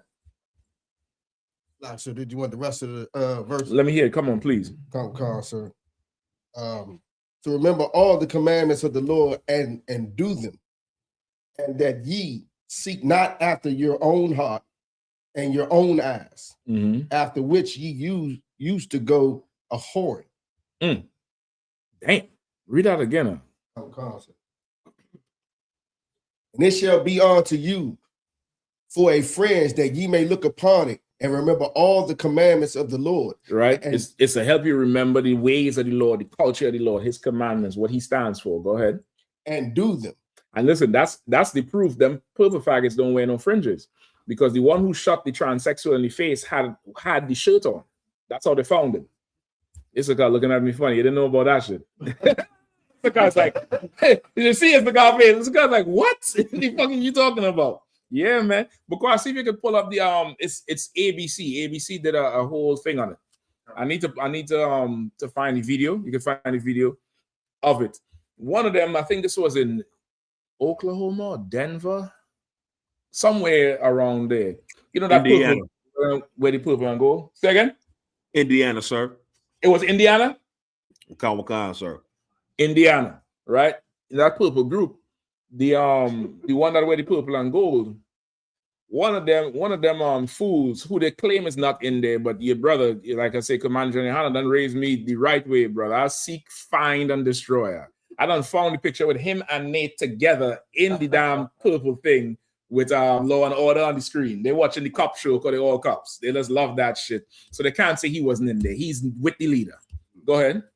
Like I just put the organization and member, and then it says shoot shrimp. Listen, find the video. First thing. So this faggot up in there, he in the purple shirt with the flyers, and he found this man, because it's a man dressed like a woman, not a transsexual, but a transvestite, meaning this person did not go through surgery. They just dressed like a woman. And there's some site called Backpage. That was back then, probably this is 2015, 14. And this is where effeminate men would go to have sex, right? So they'll go on this thing and go into somebody DM and try to schedule a sex appointment. And this broad or this man, yeah, that's the one right there. This man was offering massages as part of the thing. So he went and got a massage. And of course, after the happy ending, I guess the demon left him and he realized what he was doing. And he pulled out a gun and shot the trying in the face. But he can't shoot because he gay. He can't shoot straight. He can't shoot straight. And the person lived and told the story and told the cops what he would. And this is the description. He said he had a purple shirt on. That's what he told the cops. And that's what the cops found. All right. If I'm lying, I'm flying. Go off, or was this his intent? Or is it some volume on the original tape? Let's make sure the volume is. That's the original one. Yeah. It's all the way up. Okay. All right. No, so you could hear barely. Or the heat of the moment. Police continue to probe them before, during, and after. Hold on. Screw that. He's saying the heat of the moment. You know, this ain't a robbery. You know, they're trying to rob him. All right, go ahead and play from me. Go ahead. Did this guy just flip a switch and go off, or was this his intent? And was it fueled by hate or the heat of the moment? Evansville police continue to probe the before, during, and after of a weekend shooting that nearly left a transgender woman dead. Oh, transgender. So at least she probably did the thing. He did the thing. So lucky. Go ahead. Shooting investigation. 26-year-old Gerald Lewis faces attempted murder and gun-related charges after allegedly shooting 55-year-old Crystal Cash Sunday afternoon. Investigators say they've uncovered information linking him to an anti-Caucasian, anti-gay hate group. Jordan Vandenberg has more as Eyewitness News investigates. Holding its literature and wearing its colors, shooting suspect Gerald Lewis appears to be declaring his affiliation with Israel United in Christ. Now, they say we don't wear fringes. They say they wear fringes. Fringes is supposed to remind you of who you are and God's laws. That shit did not remind him about nothing. Look at that sodomite there. Salaki, sir. Come on, Arawadi. Look, those tassels right there just remind you that you graduated from high school or something, you know? I mean, I don't know. I mean, shit. I wouldn't even put that on the high school students. I think the high school students is above that shit. God. Yeah, I mean, Salaki, when I first saw him, when I first came in the truth, I thought those were like lampshade tassels or something. I mean, it's horrible. He had no lamp or no shade with that shit. Go ahead, please. A group that has been labeled by the FBI as a black supremacist, anti-gay hate group. 3 months after this photo was taken, police say he shot a transgender woman. He allegedly came within millimeters of taking her life and used an anti-gay slur. What most of our investigators know, this was new to us. We were not familiar with this particular group.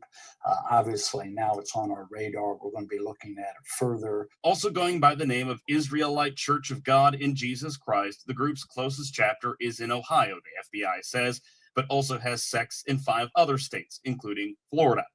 According to a police report obtained by Eyewitness News, the family of Lewis's wife reported her missing in 2015.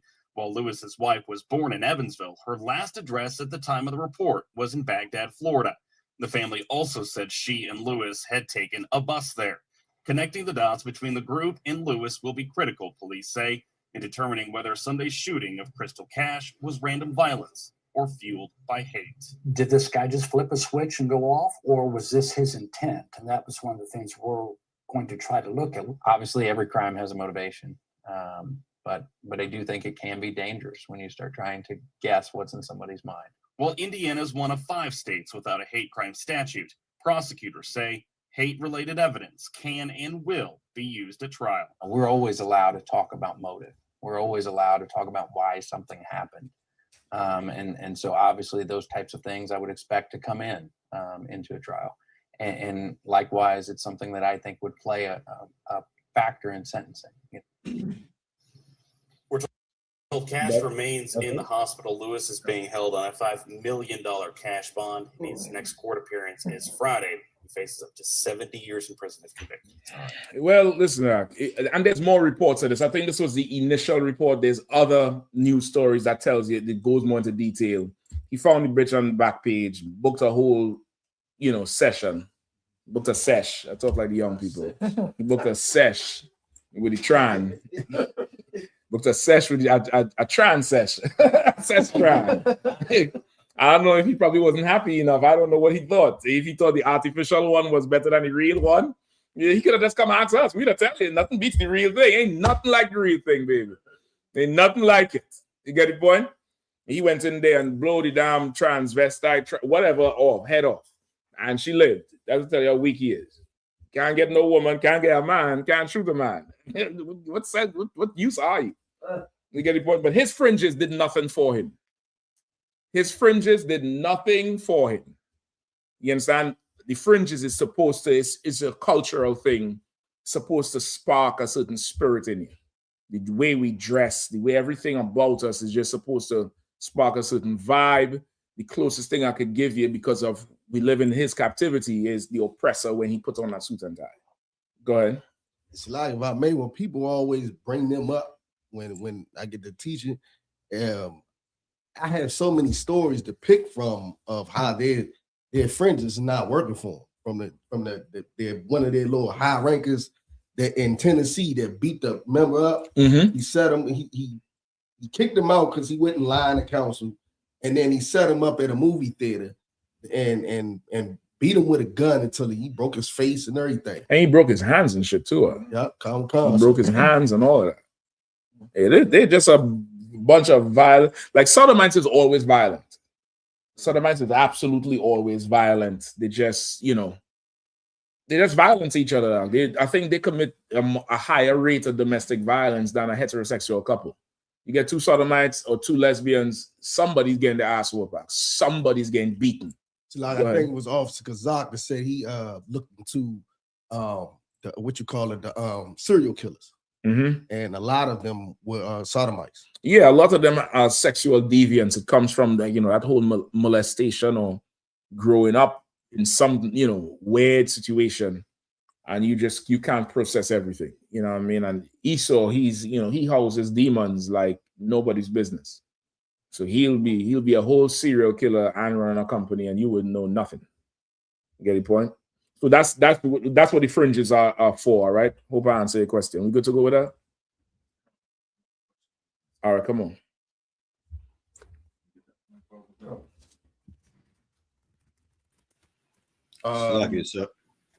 Go ahead, up. I just did a little bit of research during the video. I don't know if y'all caught that he said anti-Caucasian, anti-homophobic or whatever. Yeah. Yeah, so the man that he tried to murder was also an Edomite. Yeah. Yep. Yep. That's why they put it in, which lets you know what? He's not attracted to a black woman. He's attracted to a white woman.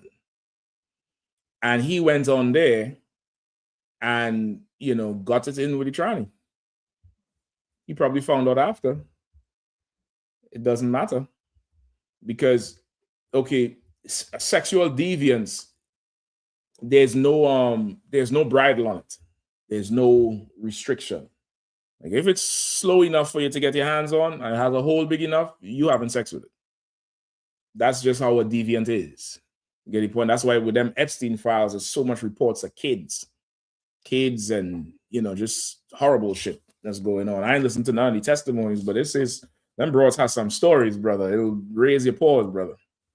It will raise your paws. All right. Where we going? So there's looks like an Edomite, Chad Hammer, says, why y'all block all white people? Why you block all black people? Like, I don't know. And Chad ain't fooling me with that AI picture. Because half of these motherfuckers is bots you'll be talking to. Yeah, I ain't talking to no bots, bro. If Chad put some more comments, I might give him an answer. And then there's a question from Michelle Love. Says, it's their question. Can we say the Israelite that done the preparation Moses said to do before the Passover a sign of faith, like what James said 2:14? Read 2 and 14, more than likely, yes, but read 2 and 14 for sure. All right. Then after, let me see. How many of y'all follow Trump today in Davos? Y'all don't know what the fuck I'm talking about. Okay. Like you said, is that where he said that he was going to back off of Greenland? Yeah. Well, not back off of Greenland. He said he ain't going to send no military in. He's up on the tariffs or whatever. No, he's off on the tires. He tell them niggas, side with me or else I'm going to tax the fuck out of you. That's basically what he said. The French president say, this is just too much. Like, you can't just take so much. Trump said, I'm going to remember who did not side with me on this Greenland thing in the future. And he said, I'm not worried about Macron, which is the French president, right? He said, I'll just put 200% tax on his wine and champagne. He'll vote. And that's such a halfway racist thing to say. Like wine and champagne, like they French, wine, champagne. He's dissonant. He's like, I'll just tax that shit you French people love and he'll vote. Like, the mark of the beast was declared in Davos today. If you're not asleep, you would see it. Right. It's not a microchip. It's not nothing else. This is what it is. It's Christianity with power. That's all that shit is, with extreme power. Listen, I'll come to you. I think the governor of California, Newsom is his name? Gavin Newsom. He went over there to do a speech. They silenced that nigga. They tell him, you better not talk. They silence him. They wouldn't let him in to talk to the media, nothing. These are gangsters, brother. These are straight up and down gangsters. You talking about say hello to my little friend? This nigga said, listen, I ain't going to send the military and I'm going to just tax you all into poverty. Go ahead. I know France is also, they devils too, but, America being the main beast, with the exact precept fit that comment right there. Those who not wearing the mark, yes, that's what we went into. That's what we went into last week. The Canadian president said it. He said it today. He said that exact thing today in the Davos Council. He said it. If you think the mark of the beast is a microchip, you're an idiot. You're an absolute idiot. Let me get the one in James real quick and let's move on, all right? So like I said, right quick, if I could. Come on. With the governor of California, Gavin Newsom, you're gonna see a lot of deflecting from him because California, it hasn't come out all the way out yet, but they got the biggest fraud in this country. They did it the most, way bigger than Minneapolis. But Oh, wait till yeah? that come. That's why he deflected. He's gonna do everything he can right now to deflect all attention away from when all his fraud scandals come out. Listen, I need to see it. I for sure need to see it because right now this thing here, brother, it's down there Game of Thrones going on. It's the battle for power. It's the battle for power. Who have it? James? Go ahead. 14? 14. I think it's 14, right? The book of James, chapter 2 and 14. Mm-hmm. What doth it profit, my brethren, though a man say he, blocking, sir. No, sir. Take your time. Have Line it faith up good. and have not worked. Mm-hmm. Can faith save him? If a brother or sister be naked. No, that's it. I think that's 14. Okay, yeah, this precept could work with it for sure, right? This precept could work with it. This is what you want to understand. Who asked it? Michael. I think that's Michael, right? Michael Love, right? This is what you want to get, Michael, more so than this faith precept, because you could have faith in the wrong thing. You could have faith in what you think you should have faith in. The Lord sent Moses to Egypt. Remember, Moses was there as viceroy. He killed the Egyptian and got called out by his brothers. Then he fled Egypt. The Lord sent Moses back to Egypt for Israel. It was evident that Moses is the one who the Lord chose. More than the faith, they obeyed the man who the Lord sent. That's the message you really want to get from this. Because, and I want to make it clear, because just amongst our people, we believe faith is a strong feeling. And faith is not that in reality. It's not that in the practice of it. Faith is you doing what you're told, even if it, okay, I ain't want to word it like that. It's really your actions behind something that is not even there.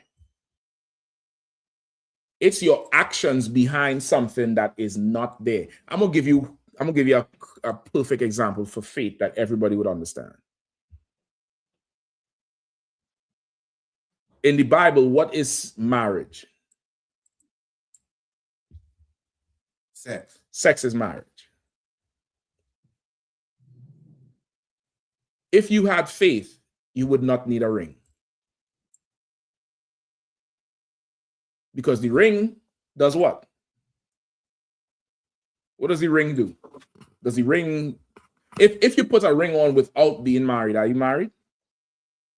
No. So what does the ring do? Come on.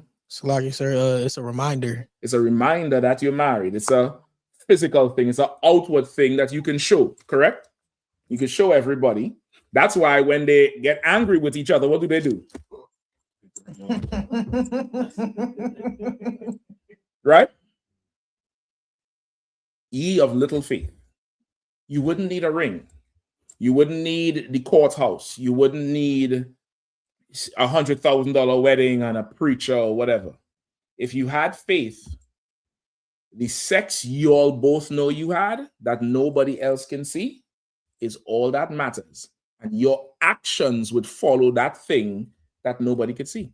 Because when you're done having sex, you're all not joined together. You're all not physically there. So when you go to slave and he go to slave, or you go to another city, he go to another city, the only thing that keeps you married is the actions both of you all continue to do based on the thing that happened that nobody could see, not even you could see right now. That's what faith is.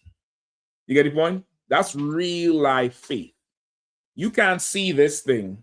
Moses come and say, man, tonight the Lord sent an angel out there to pass over us. Put this across your door.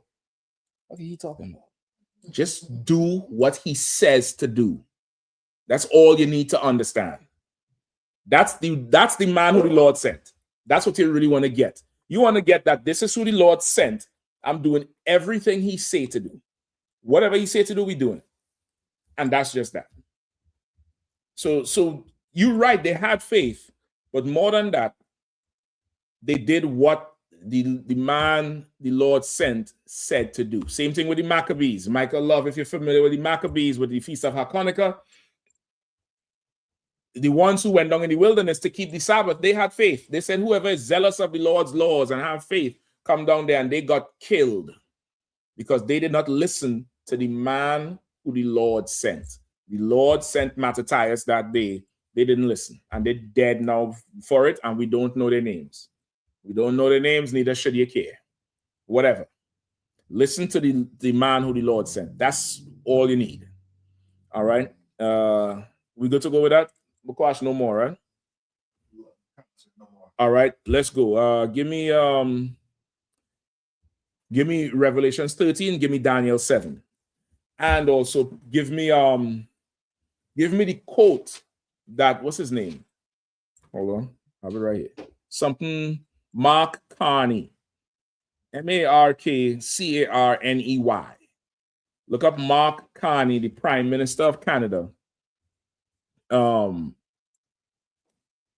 Give me the quote he said today, what he said in his speech. You probably could get the whole speech.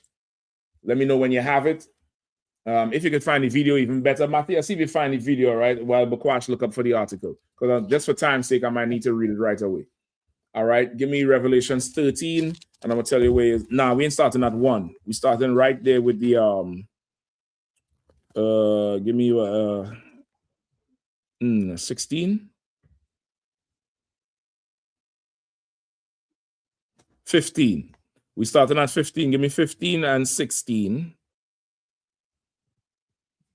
and 17. All right, give me that first. Let me know when you find the article. You found it? I got the video, but you just need the. I need his speech. I need his. There's a part there that's it's definitely trending right now. Right? You talking about when he said when you talking about when he said the old order is not coming back.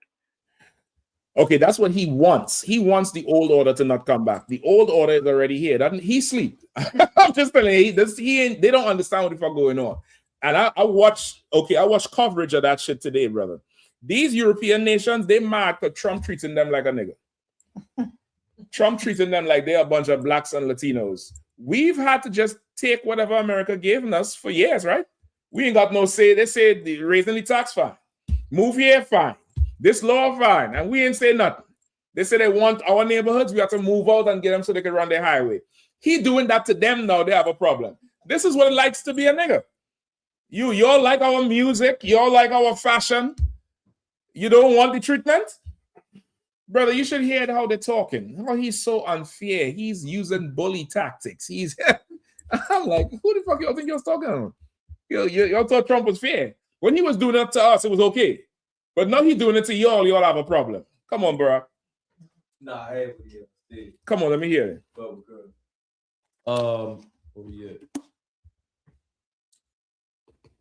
Canada, quote unquote, Canada strongly opposes tariffs over Greenland and calls for focused talks to achieve our shared objectives of security and prosperity in the Arctic. Mark Carney said at Davos. It was saying that pretty much that line has been widely reported because it directly challenges United States tariff threats tied to President Trump's controversial push regarding Greenland. Let me get some more. Shapat, what do you have? No, I'm just gonna say whatever happened to Europe saying, "Oh, we need to get like Trump over here." Yeah. What they said, what is that? America has MAGA, they had MEGA, make Europe great again. All of a sudden now he's overstepping. Trump gave anything today. Trump say, he's like, I don't see what the problem is. I'm just trying to acquire Greenland. A lot of European countries acquired territories in the past, including America. This shouldn't be a problem. All of them have territories all over the world. That's what he said. He's trying to say, listen, when you was colonizing people, it was not a problem. I want to colonize Greenland. What the fuck is your problem? There's no stopping him. I'm trying to tell you straight up and down. The Lord has to stop him. If they think they could stop him, they got another thing coming. Listen, this is what he said too. He said, He said, no, they asked him about using the military because he said, because y'all didn't give me the Peace Prize, the Nobel Peace Prize, that little crying little baby. He said, because y'all didn't give me the Nobel Peace Prize, I'll have no incentive to deal with this peacefully, so I'll send the military. Then he said, you know what? I'm not going to send the military. I could just send the military and nobody will be able to do anything about it. Nobody could stop us. We're unstoppable. He just said that just flat out.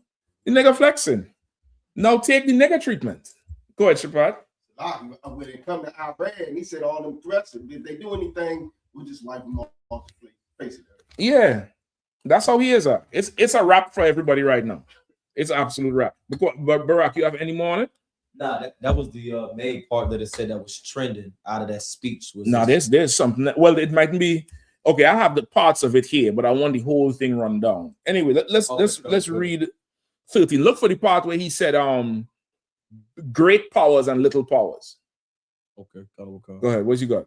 I have the speech pulled up, but you want me to find that part? That part where he says great powers and little powers. All right. If you want to get us, pull it up and turn the caption on and just keep the volume up so you could see it. It's up to you. Find it however you want to. All right. Go ahead. What you got? When you talking about like the middle powers need to act. Yeah, that whole thing when he referred to great powers and the little powers, and oh brother, they go into the whole mark of the beast right there.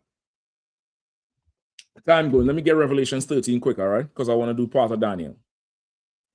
This is the book of Revelations, chapter 13, verse 15. Mm-hmm. And he had power to give life unto the image of the beast, that the image of the beast should both speak, and cause that as many as would not worship the image of the beast should be killed. Right? He had power to give life unto the image of the beast. You remember from last week, the beast is Rome that was wounded. Also in verse 11, read verse 11 for me real quick.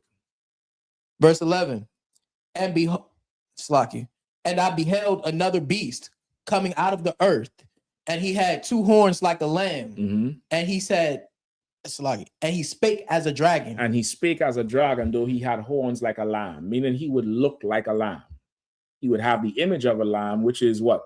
How is a lamb? What's a lamb image versus like the image of a dragon? Something more peaceful, which is why he won the Nobel Peace Prize. You understand? He wants that so much so he could say he's the man of peace. He down here trying to be Christ. You could say he's the man of peace. He bring peace. I ended so many wars, and they didn't give me the Nobel Peace Prize. He wants that, so it's like I'm a peaceable guy. I don't do anything. But when he speaks, he's a dragon that talking. You look at him, nothing. He speaks. It's a dragon. It's a beast that talking to you. This is not a normal person. This is an animal that's speaking to you, right? I have it too for you, sir. You have it? All right, hold on to there. Give me 15 again. Verse 15. And he had power to give life. Are you worried that the beast, that the image of the beast should both speak, and cause that as many as would not worship the image of the beast should be killed? And that's what's going on right now. You don't want to get done with his Christianity and his way and his life. Your life is going to be threatened. Go ahead. I mean, that's where the Christians get In the mic. Whoever. I mean, that's where the Christians get that you've been saved. You're saved because they will have you at sword point and ask you, do you accept Jesus Christ as your Savior? And when you said yeah, they'd be like, you've been saved. Well, I wouldn't say that's where they get it from. I think that was the power of the day. That's how they are because they're heathens. Remember, the Muslims did the same shit. They talk about Islam as a religion of peace. Well, why was Islam spread by the sword? Till this day, it's spread by the sword.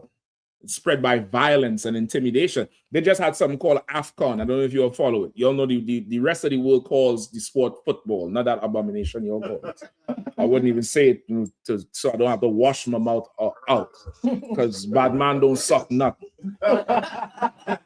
We don't suck R. Right? We play football, we use our feet and a ball. I ain't throwing no shade, I'm just stating the facts. They had a tournament called AFCON, which is the African Conference. So them Hamites have a tournament for them. And the final was between a country called Senegal and Morocco. And Morocco is North African and they're very much Arab. They're very much white Arabs. And brother, throughout the game, the rain was falling. the Senegalese goalkeeper, he had a towel on by the goal to dry his gloves so the ball don't slip through his hands. The substitute keeper had to go and hold the towel, put it under his jacket so the towel don't get wet, because they don't want now the slippery gloves, the wetness of the ball and the gloves to, cause them to lose. As he's holding the towel up, Moroccan ball boys come down and attack the second goalkeeper. I mean, tugging, pulling him to the floor, swinging on him. And finally, the Senegalese team say, well, if you all can't control your audience, we'll just walk off. They want to punish the Senegalese team. You all know the influencer called I.S.U.P.K? He follows football a lot. He's down there for the tournament. Brother, they throw shit at him out the stadium. Bottles, water, wet his whole entourage, because they're so goddamn racist. And when they're racist and they're violent towards people who don't look like them. You get the point? And all through the comments in the videos is saying they should have known better. Them North African countries, you all think is Africa, and they're not. You say that Arab, that Muslim shit, they ain't not all Muslim is a Muslim. And I think I.S.U.P.K is a Muslim. I think he follows Islam, but he got to realize that there's a difference with the race. So Islam is spread by violence, the same way how the Christians spread their violence, because they're animals. But Islam is not this powerful. Like this power Trump has, brother, and not just the power. He's showing them he's willing to use it. That's what he's doing. It's a display. He's willing to do it. If you want to go there, we'll go there. It's not a problem. It's a little bit different. You get the point? What the hand up? Somebody had we good to go? All right, let's go ahead. Verse 16. And he causeth all, both small and great, rich and poor, free and bond, to receive a mark in their right hand or in their foreheads. You're right. And he calls it all, both small and great, rich and poor, free and bond, to receive a mark in their right hand and their foreheads. Right? If you're not taught right, you would think this is talking about an individual person. Small, great, rich and poor, free and bond. All right, keep going. Verse 17. And that no man might buy or sell, save that he had the mark, or the name of the beast, or the number of his name. Right, and no man. When it says no man, everybody get tripped up. You see, this is talking about men, mankind.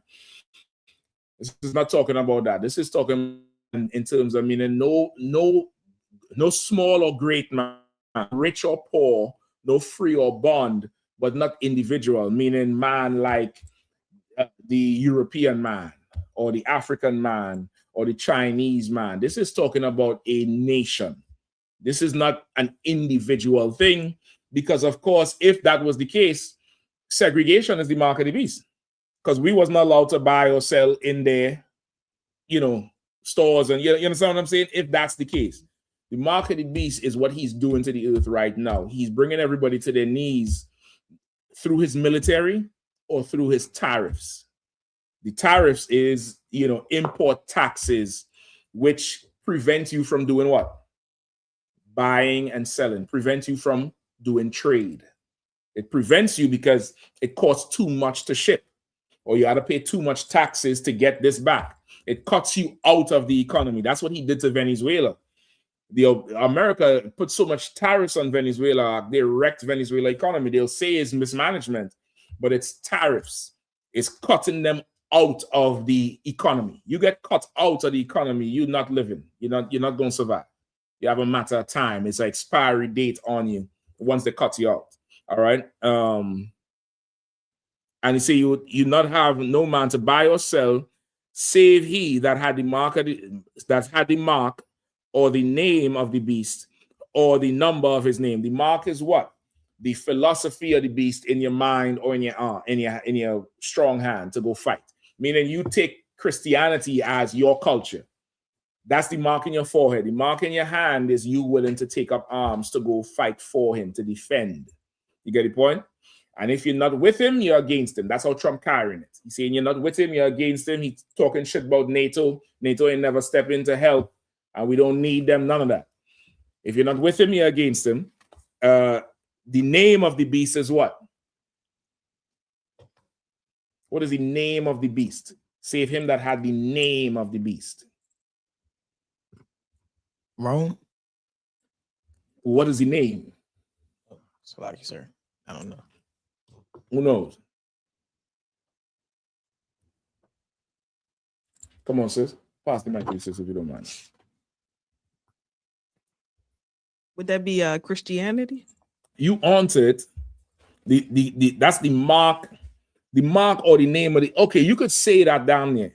You could down there say it. It's the name would be whichever country, whichever man is willing to bow down and be under his banner. Allegiance. Who's willing to side with him versus siding with everybody else? Go ahead. So would that count for anybody that accept the white Jesus, so-called Jesus? Yeah, but don't think individual. Okay. Think nation. Think nation. Now, in the nation, you have people who going to do it by default. But this is not specifically talking about the individual. This is talking about, yeah, they're down with him now. You get the point? They're down with him. They accept it. They're running with him. Whoever side with him, they done took the mark. You understand? Go ahead. I was just gonna say, would that be Israel, Jewish? Definitely. Them, the Jewish man for sure is part of that 666. That's the number. The number of the beast is the 666 men that make up his government. I'm not talking about the government of the country, but the ruling government of the beast. Right? Because this is, at this point, this is bigger than America. Trump is rebuilding Rome. That's why he wants to take territory. That's why he wants other people to, you know, bow to him and bend the knee to him, because he's really making America a global phenomenon. That's what he's doing. He's making America a global phenomenon, and Europe realizes it because they're very well schooled in the history of Rome, right? All roads is going to lead to America sooner or later, or war. That's what it's going to come down to. It's going to come down to you join me, or we're going to fight, because I'm going to just tax you. And your people is going to turn and kill you if you don't do something about it. So either you go to war and have resources for your people, or your people going to overthrow you, and I'll just come and give the people everything they ever wanted, and they'll be mine anyway. You get the point? That's what is really going on here now. So where we at with the... Yeah, you found the speech?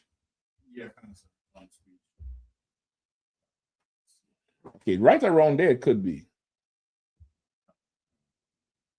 You could pull it back a little bit. If not, Barack, read what you have in the meantime. Let me hear. So it's two. It's obviously a section how he said it, but started off when he first brought it up, right? And this is Mark Carney. He said the power of the less power starts with honesty. It seems that every day we're reminded. 1 second. Go ahead, Bukwash. In this part, he's talking about something about power. Yeah, the greater power and the lesser power. Talking about. Let's see. Let me just get a little bit of the Swiss, and then we'll come to the video. All right, go ahead. It says the power of the less power starts with honesty. It seems that every day we're reminded that we live in an era of great power rivalry, that the rules-based order is fading, that the strong can do what they can, and the weak must suffer what they must. Right? So he's saying the power of the less power, meaning if you don't have power, the only thing you could do that has power is to be honest, to tell the truth, which is what we have. We're the least powerful in the whole world. We can't, threaten somebody with a military. What military? Half our military in jail, dead, or on the football field, or the basketball field. You get the point? Like, we don't have power. The only power we have is to say the white man is the devil. That's the only power we have, and that's what you do when you have less power. Right? Go ahead.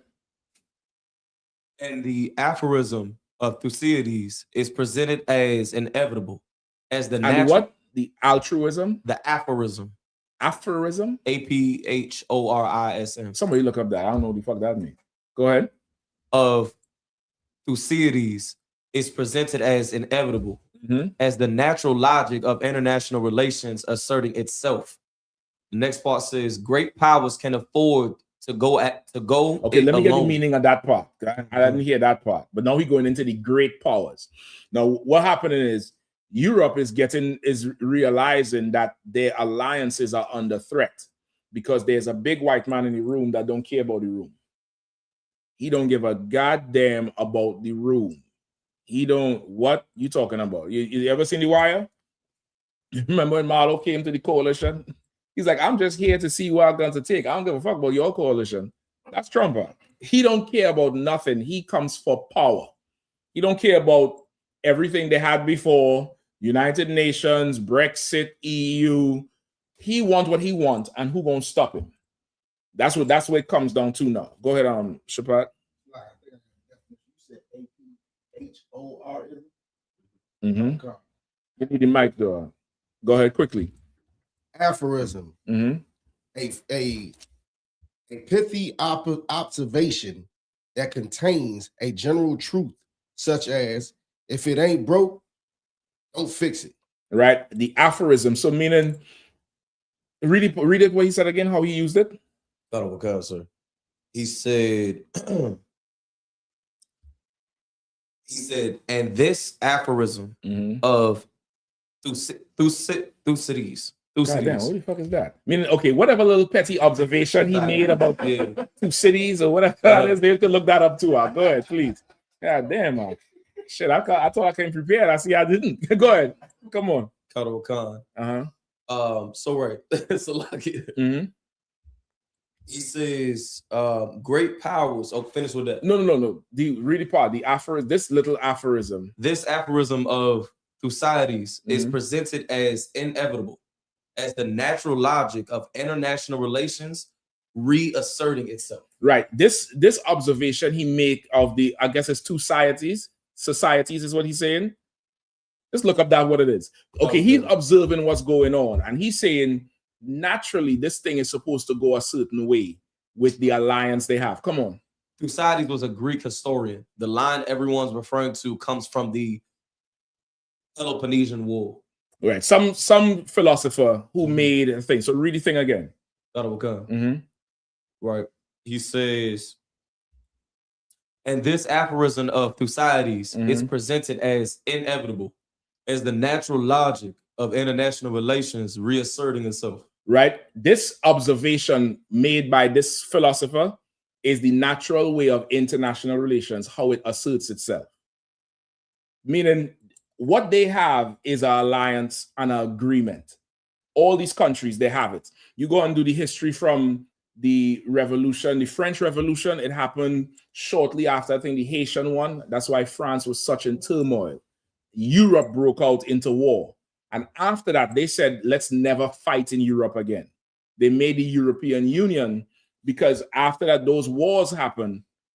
Europe was in a mess. It was horrible. They were suffering and they was vulnerable to any outside attack. They said, let's never fight again. Let's come together and share this thing. Let's come together. If we have differences, we come to a council and everybody get taken care of. He said, naturally, the international relations, it would assert itself with that particular plan. But what Trump is doing is not that. He's not doing this. Now, go on and read what he said after. Great powers can afford to go it alone. So now great powers is what? From read 16, what you had? This is what you want to do, young brothers. When you're in class, never close that book up. Keep that book open and keep where your finger was. Verse 16, Book of Revelation, chapter. That's just read. 13, Just read. verse 16. Just read. And he causes all, both small and great. Right, small and great. Go ahead. Rich and poor. Free and bond. The great societies is the great, the rich, the free. The small societies is the small, the poor, the bond, because the small societies are in bondage under the rich ones, the colonies. So he's saying the greater, read it again. Great powers can afford to go it alone. Great powers, they don't need an alliance. They could just do whatever the fuck they want to do. Right. Because they got a military might. I think he goes on to describe it. Go ahead. Okay. Great powers can afford to go it alone. They have the market size, the military capacity. They have the market size, meaning their economy is healthy. There's a ton of trade going on, and they're so big. They're not gonna miss like Amazon. You ever wonder why you could take something back to Amazon and it don't matter what it is, you get a refund? They're so fucking big, Ark. That $30 they refund and you're not hurting Bezos. In fact, he wants you to get the refund. It'll encourage you to buy more. He don't care. And they tell you, you hit the return. Is it broken? Is it scratched? Is it whatever? Yes, yes, yes. Do you want a replacement or you want your money back? You want your money? Just take it up to the depot. You don't need a shipping bag. Just take it up there and get your money. They're so big. They're so big. They don't need to protect their inventory like the corner store. You buy something, try to take it back. They be like, nigga, I'm not taking that shit back. I'm going to lose. I'm going to die. Now, if there's a chain of it, they might be able to take it back because they're big enough to absorb the deficit, to absorb the debt. But if they're not big enough, they're not going to get a refund. That's just an example. So he's saying these big countries, they got a market size. They got power. Go ahead after market. The military capacity. Military. They could send soldiers in to do whatever the hell they want. And you could threaten them if you want to. They have soldiers to defend them. Trump got soldiers to waste that. He just making up work for soldiers. Got them turning mulch in D.C. You understand what I'm saying? He could send active duty soldiers to Minnesota. I think they're on standby right now. Active duty, not the reserve. Active duty. He got soldiers to burn. He recognizes it. They've been listening. Remember, he's the same one that said, Trump said we're going to make Canada the 50-something state. Remember, he wanted Canada first. You get the point? So they're watching him. Keep going. The leverage to dictate terms. He said they got the leverage to dictate terms. He feel like a nigga. That there is the face of a white man who feels like a nigga. You watch it good and listen to everything he said. Listen, Macron came up there and to give a speech and put on the shades like he's Michael Jackson. He put on the aviator shades and he giving his speech in French and turning to the side. They're feeling like niggas. Trump is punking them. And if you remember last year, he said it. He said, the EU, I got something for you. He said, you don't want to play ball. He said, UK, we can talk. Maybe I'll help you because you remember UK left the EU. I don't know if you remember, I played the tape. He was at an airport. He was going on the plane. He said, the European Union, I have something for you because you all don't treat us nice. He said, but UK, we'll talk. You know, I might be able to help you. But that EU, we're gonna have some problem. He said this last year. Keep going. Middle powers do not. But when we only negotiate bilaterally with a hegemon, we negotiate from weakness. Right? So now he's saying middle powers. Now he's saying middle powers, why? Who knows? If there's great powers and middle powers, what other powers is there? Little powers. Little powers. Why is he not considering himself a little power? Because he's not weak, but he also not as strong as the U.S. That he about to say that shit. That's what he think. He's not considering himself as a little power because the little powers is us. The countries they colonize. What he doesn't realize is he's sitting in the colonized section right now. Have you ever heard about Davos before? Ever? Is this such a big deal? It's the annual Davos meeting. They're in the nigger section in the church. They're sitting, they told them go to the back of the bus, and them niggas is hurt over it. They hurt. And he declaring it now. He's like, you know, the middle powers, we don't have this big market. The market is in there for a reason because it's the mark of the beast. We're not going to be able to buy and sell on the scale if you cut us out. Because Trump said, I'm not selling the military no more. I'm just going to increase tariffs on you all. I'm going to just increase the tariffs. I'm going to tax you all into slavery. You're going to be the new niggas if you all don't support me with this Greenland shit. And I dare you to stop me. He bear the mark of the beast straight for them today. And they understand it. He understands it at least. Keep reading. Okay. We accept what is offered. Don't that seem like a nigga? He said what? We accept what is offered. He said we can't negotiate. We don't have that protection no more. That's what the hedge is. We don't have that protection no more if we negotiating without the union, because the union was meant that the big boys wouldn't take advantage of the little boys. We all equal. We all have something where the middle powers could still feel like they're eating at the table. They could still feel like they're better than the lesser powers who they're colonizing. Now you come in here flashing your guns, raising taxes. You making us feel like we're the little powers. We don't like that shit, Trump. We don't like it. I got news for you, white man. You better learn to like it. We did. And look at the great things we did for America. You better start thinking about which basketball player y'all could get, which running back, who could make the first round draft, because you're all about to be the niggas of the earth under Trump. Go ahead. We accept what is offered. We compete with each other to be the most accommodating. This is not sovereignty. It is the performance of sovereignty while accepting subordination. He said, now you're making us compete with each other for what's there. This is not sovereignty. You're not respecting our rights as Canadians or Denmark people or the Kingdom of Denmark or Greenland. You're making us compete for what's there. And this does not, what he said, what's the last part he said? He said, this is not sovereignty. This is not sovereign. Go ahead.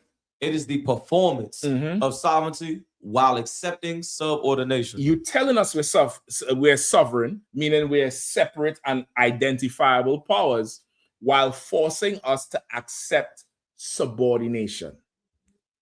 Because all the time they thought they was all equal. We need some Trump over here. Trump is the greatest. Mega, make Europe great again. And yeah, this is how you make Europe great again. I'm going to oppress you now. They forgot America broke off from UK because of what? Taxation without representation is tyranny. Right? Right or wrong? Well, on the 250th anniversary of it, Trump is taxing them. Reverse Uno. Draw 4. Draw 4. Draw 4, draw 2, reverse, skip. Uno. He's sticking it to them. Go ahead. Slacky, sir. Come on now. I got a video of Trump really like punking them in this meeting right here. Come on, let me go. You can put it up on the screen. Khan. I think you could share. Yeah, you should be able to share it. Did you find the part in the video where he's saying this Bakwash, what Barack reading? All right, while Bakwash pull it up, go ahead and read Barack. Okay, that's all he said. Referring to that specific part, the entire speech. Keep reading down. Keep reading down. Right where you are there, because it's right around there. He talks more about it.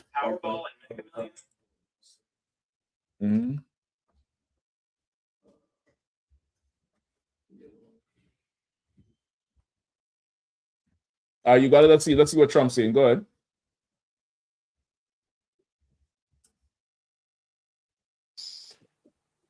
They have to work on Ukraine. We don't. The United States is very far away. We have a big, beautiful ocean separating us. We have nothing to do with it. Until I came along, NATO was only supposed to pay 2% of GDP, but they weren't paying. Most of the countries weren't paying anything. The United States was paying for virtually 100% of NATO. And I got that stopped. I said, that's not fair. No, you all remember when he did that? But that last year, I believe, where he threatened them. He said, these European countries, apparently, they wouldn't pay in their share of the NATO dues. And America was paying the bully share of it, or the lion's share of it. And Trump said, if they don't start paying, we ain't defending them. We're going to pull all the resources out. And then they started paying. So right now, he's like a woman scorned. They try to kill him. They try to lock him up. Now they're bringing out these Epstein files. He about to make everybody pay out. It's scorched earth with him. Any morning? Oh, shit. More important. You remember exactly where? Khan, you could start at 50. And then after he talks a little bit, you can jump right to 416. And that's where he talks real crazy about Canada. And they have an excellent, by the way, Secretary General who's possibly in the room. Mark, are you here? Yes, he's here. Hello, Mark. We never asked for anything, and we never got anything. We probably won't get anything unless I decide to use excessive strength and force where we would be, frankly, unstoppable. But I won't do that. Okay? Now everyone's saying, oh, good. That's probably the biggest statement I made because people thought I would use force. I don't have to use force. I don't want to use force. I won't use force. All the United States is asking. He used force on Maduro, though. He used absolute force on Maduro. And notice, they went on a whole campaign about drugs and fentanyl to get Venezuela. There's no campaign against Greenland. Surely by now, they should have some child sex ring in Denmark or some new strain of cocaine in Denmark that they need to go in and fight drugs and just get Greenland in the same way. The game he running on us is not the same game he running on them. He could run this game on us because we don't have no power to do nothing. They got some power.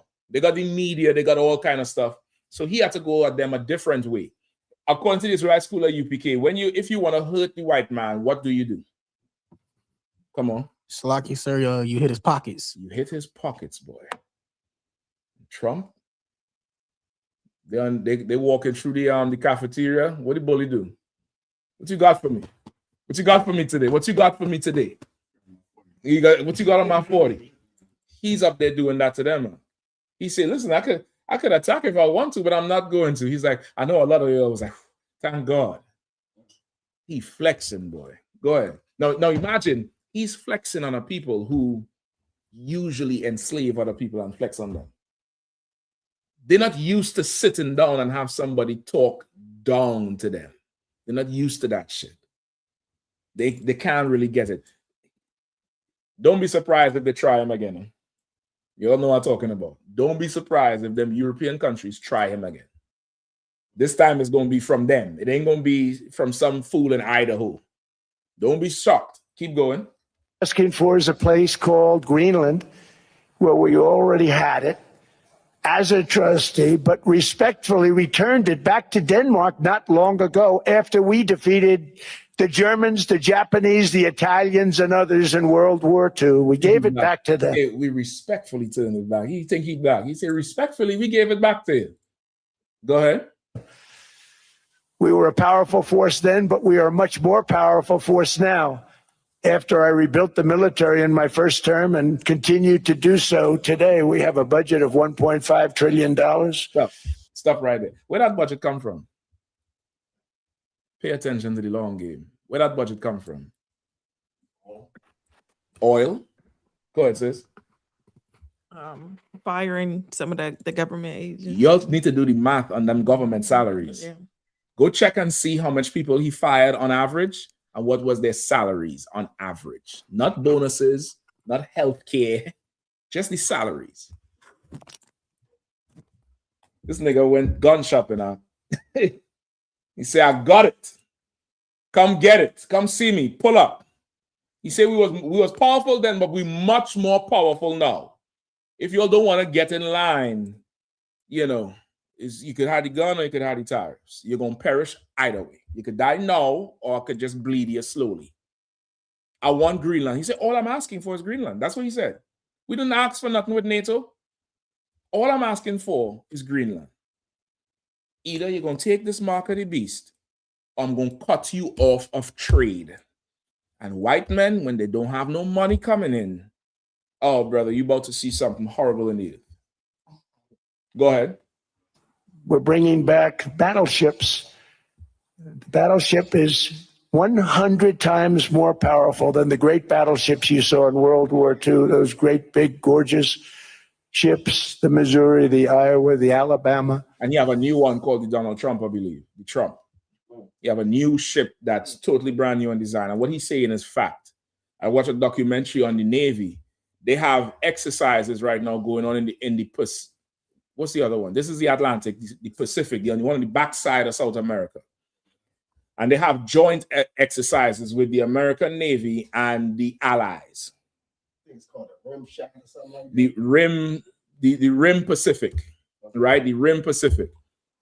And they said the bombs on those ships have more power and are more in number than all the bombs from all the countries from World War II on those ships. And they said that's one of the tactics. When they pull them ships up, it's to make you bend because nobody don't actually want the firepower from them ships. They said that's the whole design of it. The whole design is if he moved these ships here, if they start bombing, they got more bombs than the entire World War II cash. Meaning everybody, all the bombs that ever dropped, they got more right now today on them ships. Keep going. Because I thought maybe we could take them out of mothballs. They said, no, sir, these ships are 100, think of that, 100 times more powerful than those big, magnificent pieces of art that you saw so many times ago, that you still see on television. You say, wow, what a force. 100 times, each ship 100 times more powerful than the big battleships of the past. So that was the end of the mothball story. So what we have gotten out of NATO is nothing except to protect Europe from the Soviet Union and now Russia. I mean, we've helped them for so many years. We've never gotten anything, except we pay for NATO. And we paid for many years until I came along. We paid for, in my opinion, 100% of NATO because they weren't paying their bills. And all we're asking for is to get Greenland, including right title and ownership, because you need the ownership to defend it. You can't defend it on a lease. Number one, legally, it's not defensible that way. Totally. 4. I don't want to hear all that. Oh, we're almost at 4. Yeah, go ahead. No, I think he said 4 minutes, right? 4:16. All right, go ahead. 4:16. Go ahead. Right there's good. Play from there. Is this land on which we're going to build the greatest golden dome ever built? We're building a golden dome that's going to, just by its very nature, going to be defending Canada. Canada gets a lot of freebies from us, by the way. They should be grateful also, but they're not. I watched your Prime Minister yesterday. He wasn't so grateful. But they should be grateful to us. Canada. Brother, Canada. The white man you're talking to, they're not going to take this thing lying down. I'm trying to tell you. He's just, say you are ungrateful. I listened to you yesterday. You are ungrateful. There's another part in here. He say, they ask him about some dude. He say, well, he's not really important. The important guy, he's right there. Look at him. Yeah, he's the one who's important. That guy, not so much. He's on a warpath now. He's let loose. The Lord done let him loose and bless him with the sword. He have a sword that killing everything. And he could kill at will. And he wants Greenland, and he told them he's going to tax them if they do not bend to him. And they're absolutely mad about it because this is what the mark of the beast is. Any more on what Connie said? If not, I could read it here. Go ahead. Sir. Yeah, that's it. We wrapping up after this. Go ahead. He went on to say, in a world of great power, of great power rivalry, the countries in between have a choice to compete with each other for favor or to combine to create a third path with impact. Now, tell me that doesn't sound like the white man's way. Only the strong survive. Meaning, right now, the powers on earth is America, Russia, and China. The smaller countries, they don't, without this set rules of coming together and sharing wealth and trade, they just now going to become, what's the word I want? What's the word when you just sucking up? You just playing like caddies, like a caddy. You just waiting hand and foot on this great power, hoping to get favor. They're saying they're just going to have to compete with each other to get favor from the bigger powers if they want to survive. And that could mean a whole lot. That could mean just letting people in to do whatever, selling your country out, giving resources, whatever. It could turn you into just like a yes man. And you would just sell your soul. And he's saying, we don't want to do that. So it's either we do that, either we become a slave like them niggas, or we come together and form a third, what he said? A third, to create a third path with impact. To create a third path with impact. How are you going to impact the bigger countries? You can't tax them. The only other impact is what? War. He's not thinking like what Martin Luther King said. If you go be best whoever you could be, or serve America with the greatest, and it's not the color of your skin but your character, so show your character. They're not thinking about that shit. Fuck all of that shit. Either we become a slave, either we take the mark of the beast, or we fight the beast. Brother, if you have time, I ain't get to cover everything. If you have time, you could go watch the interview. You could go watch more of it. Listen to Trump. Just put it on in the car. If you're home, you're just chilling. Just listen to the whole thing. And you realize this is not political anymore. And the Canadian one, he spelt it out for them. He's the only one that fully spelled it out. I think Macron, which is the French leader, the prime minister or president, they spelled it out. They're saying Trump is trying to make us bend, and we don't want to do that. That's not how we did this thing.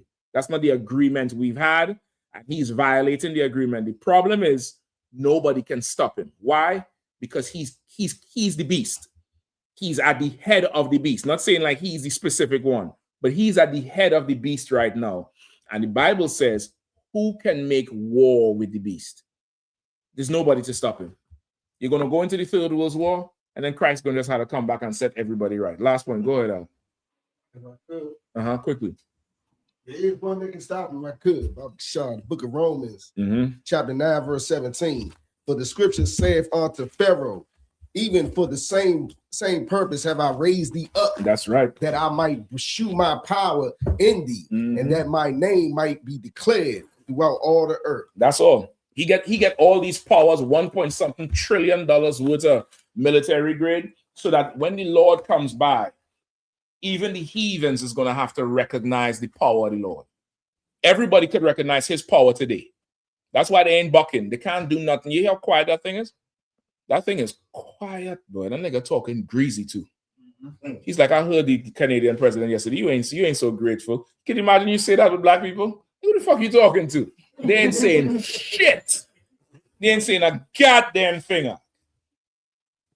The Lord gonna send Christ back, and you'll see all that military power, all the big magnificent ships. That shit ain't gonna matter when Christ returns, brother. Your day is coming. Get in the truth now. Don't wait. Don't be on the fence. Don't, well, I need more faith. None of that shit. You better watch what's going on here. I want that type of power.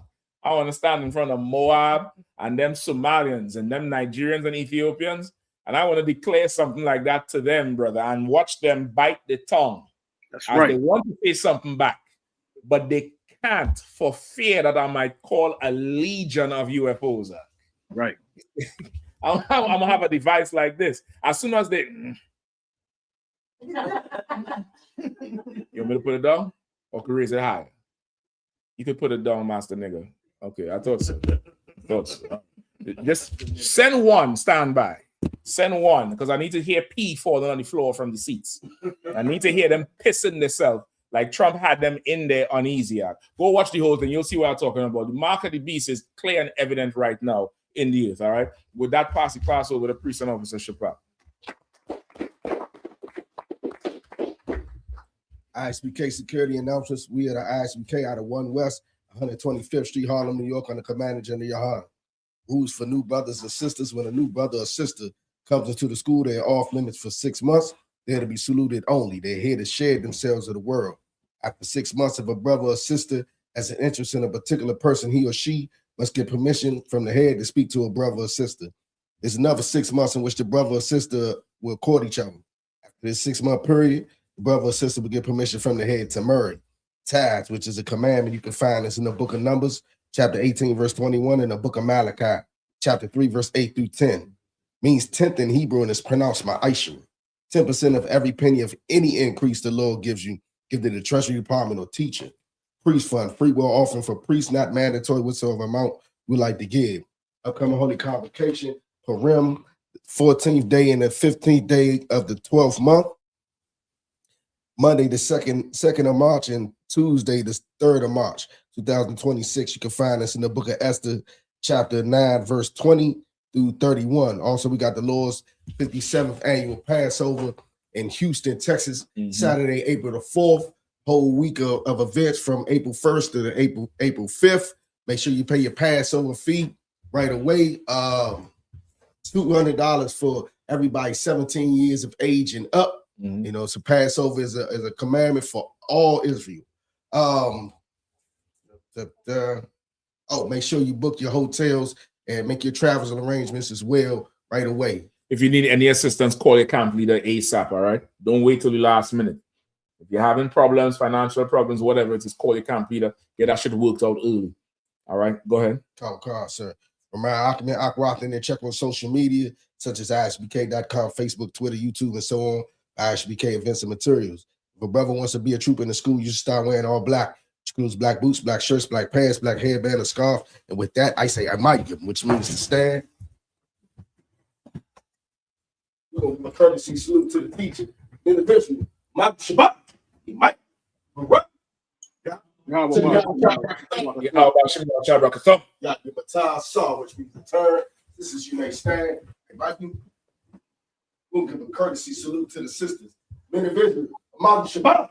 Mike, go run. Y'all give a top. Class dismissed. You can just end it, all right? Because I want to stop this thing.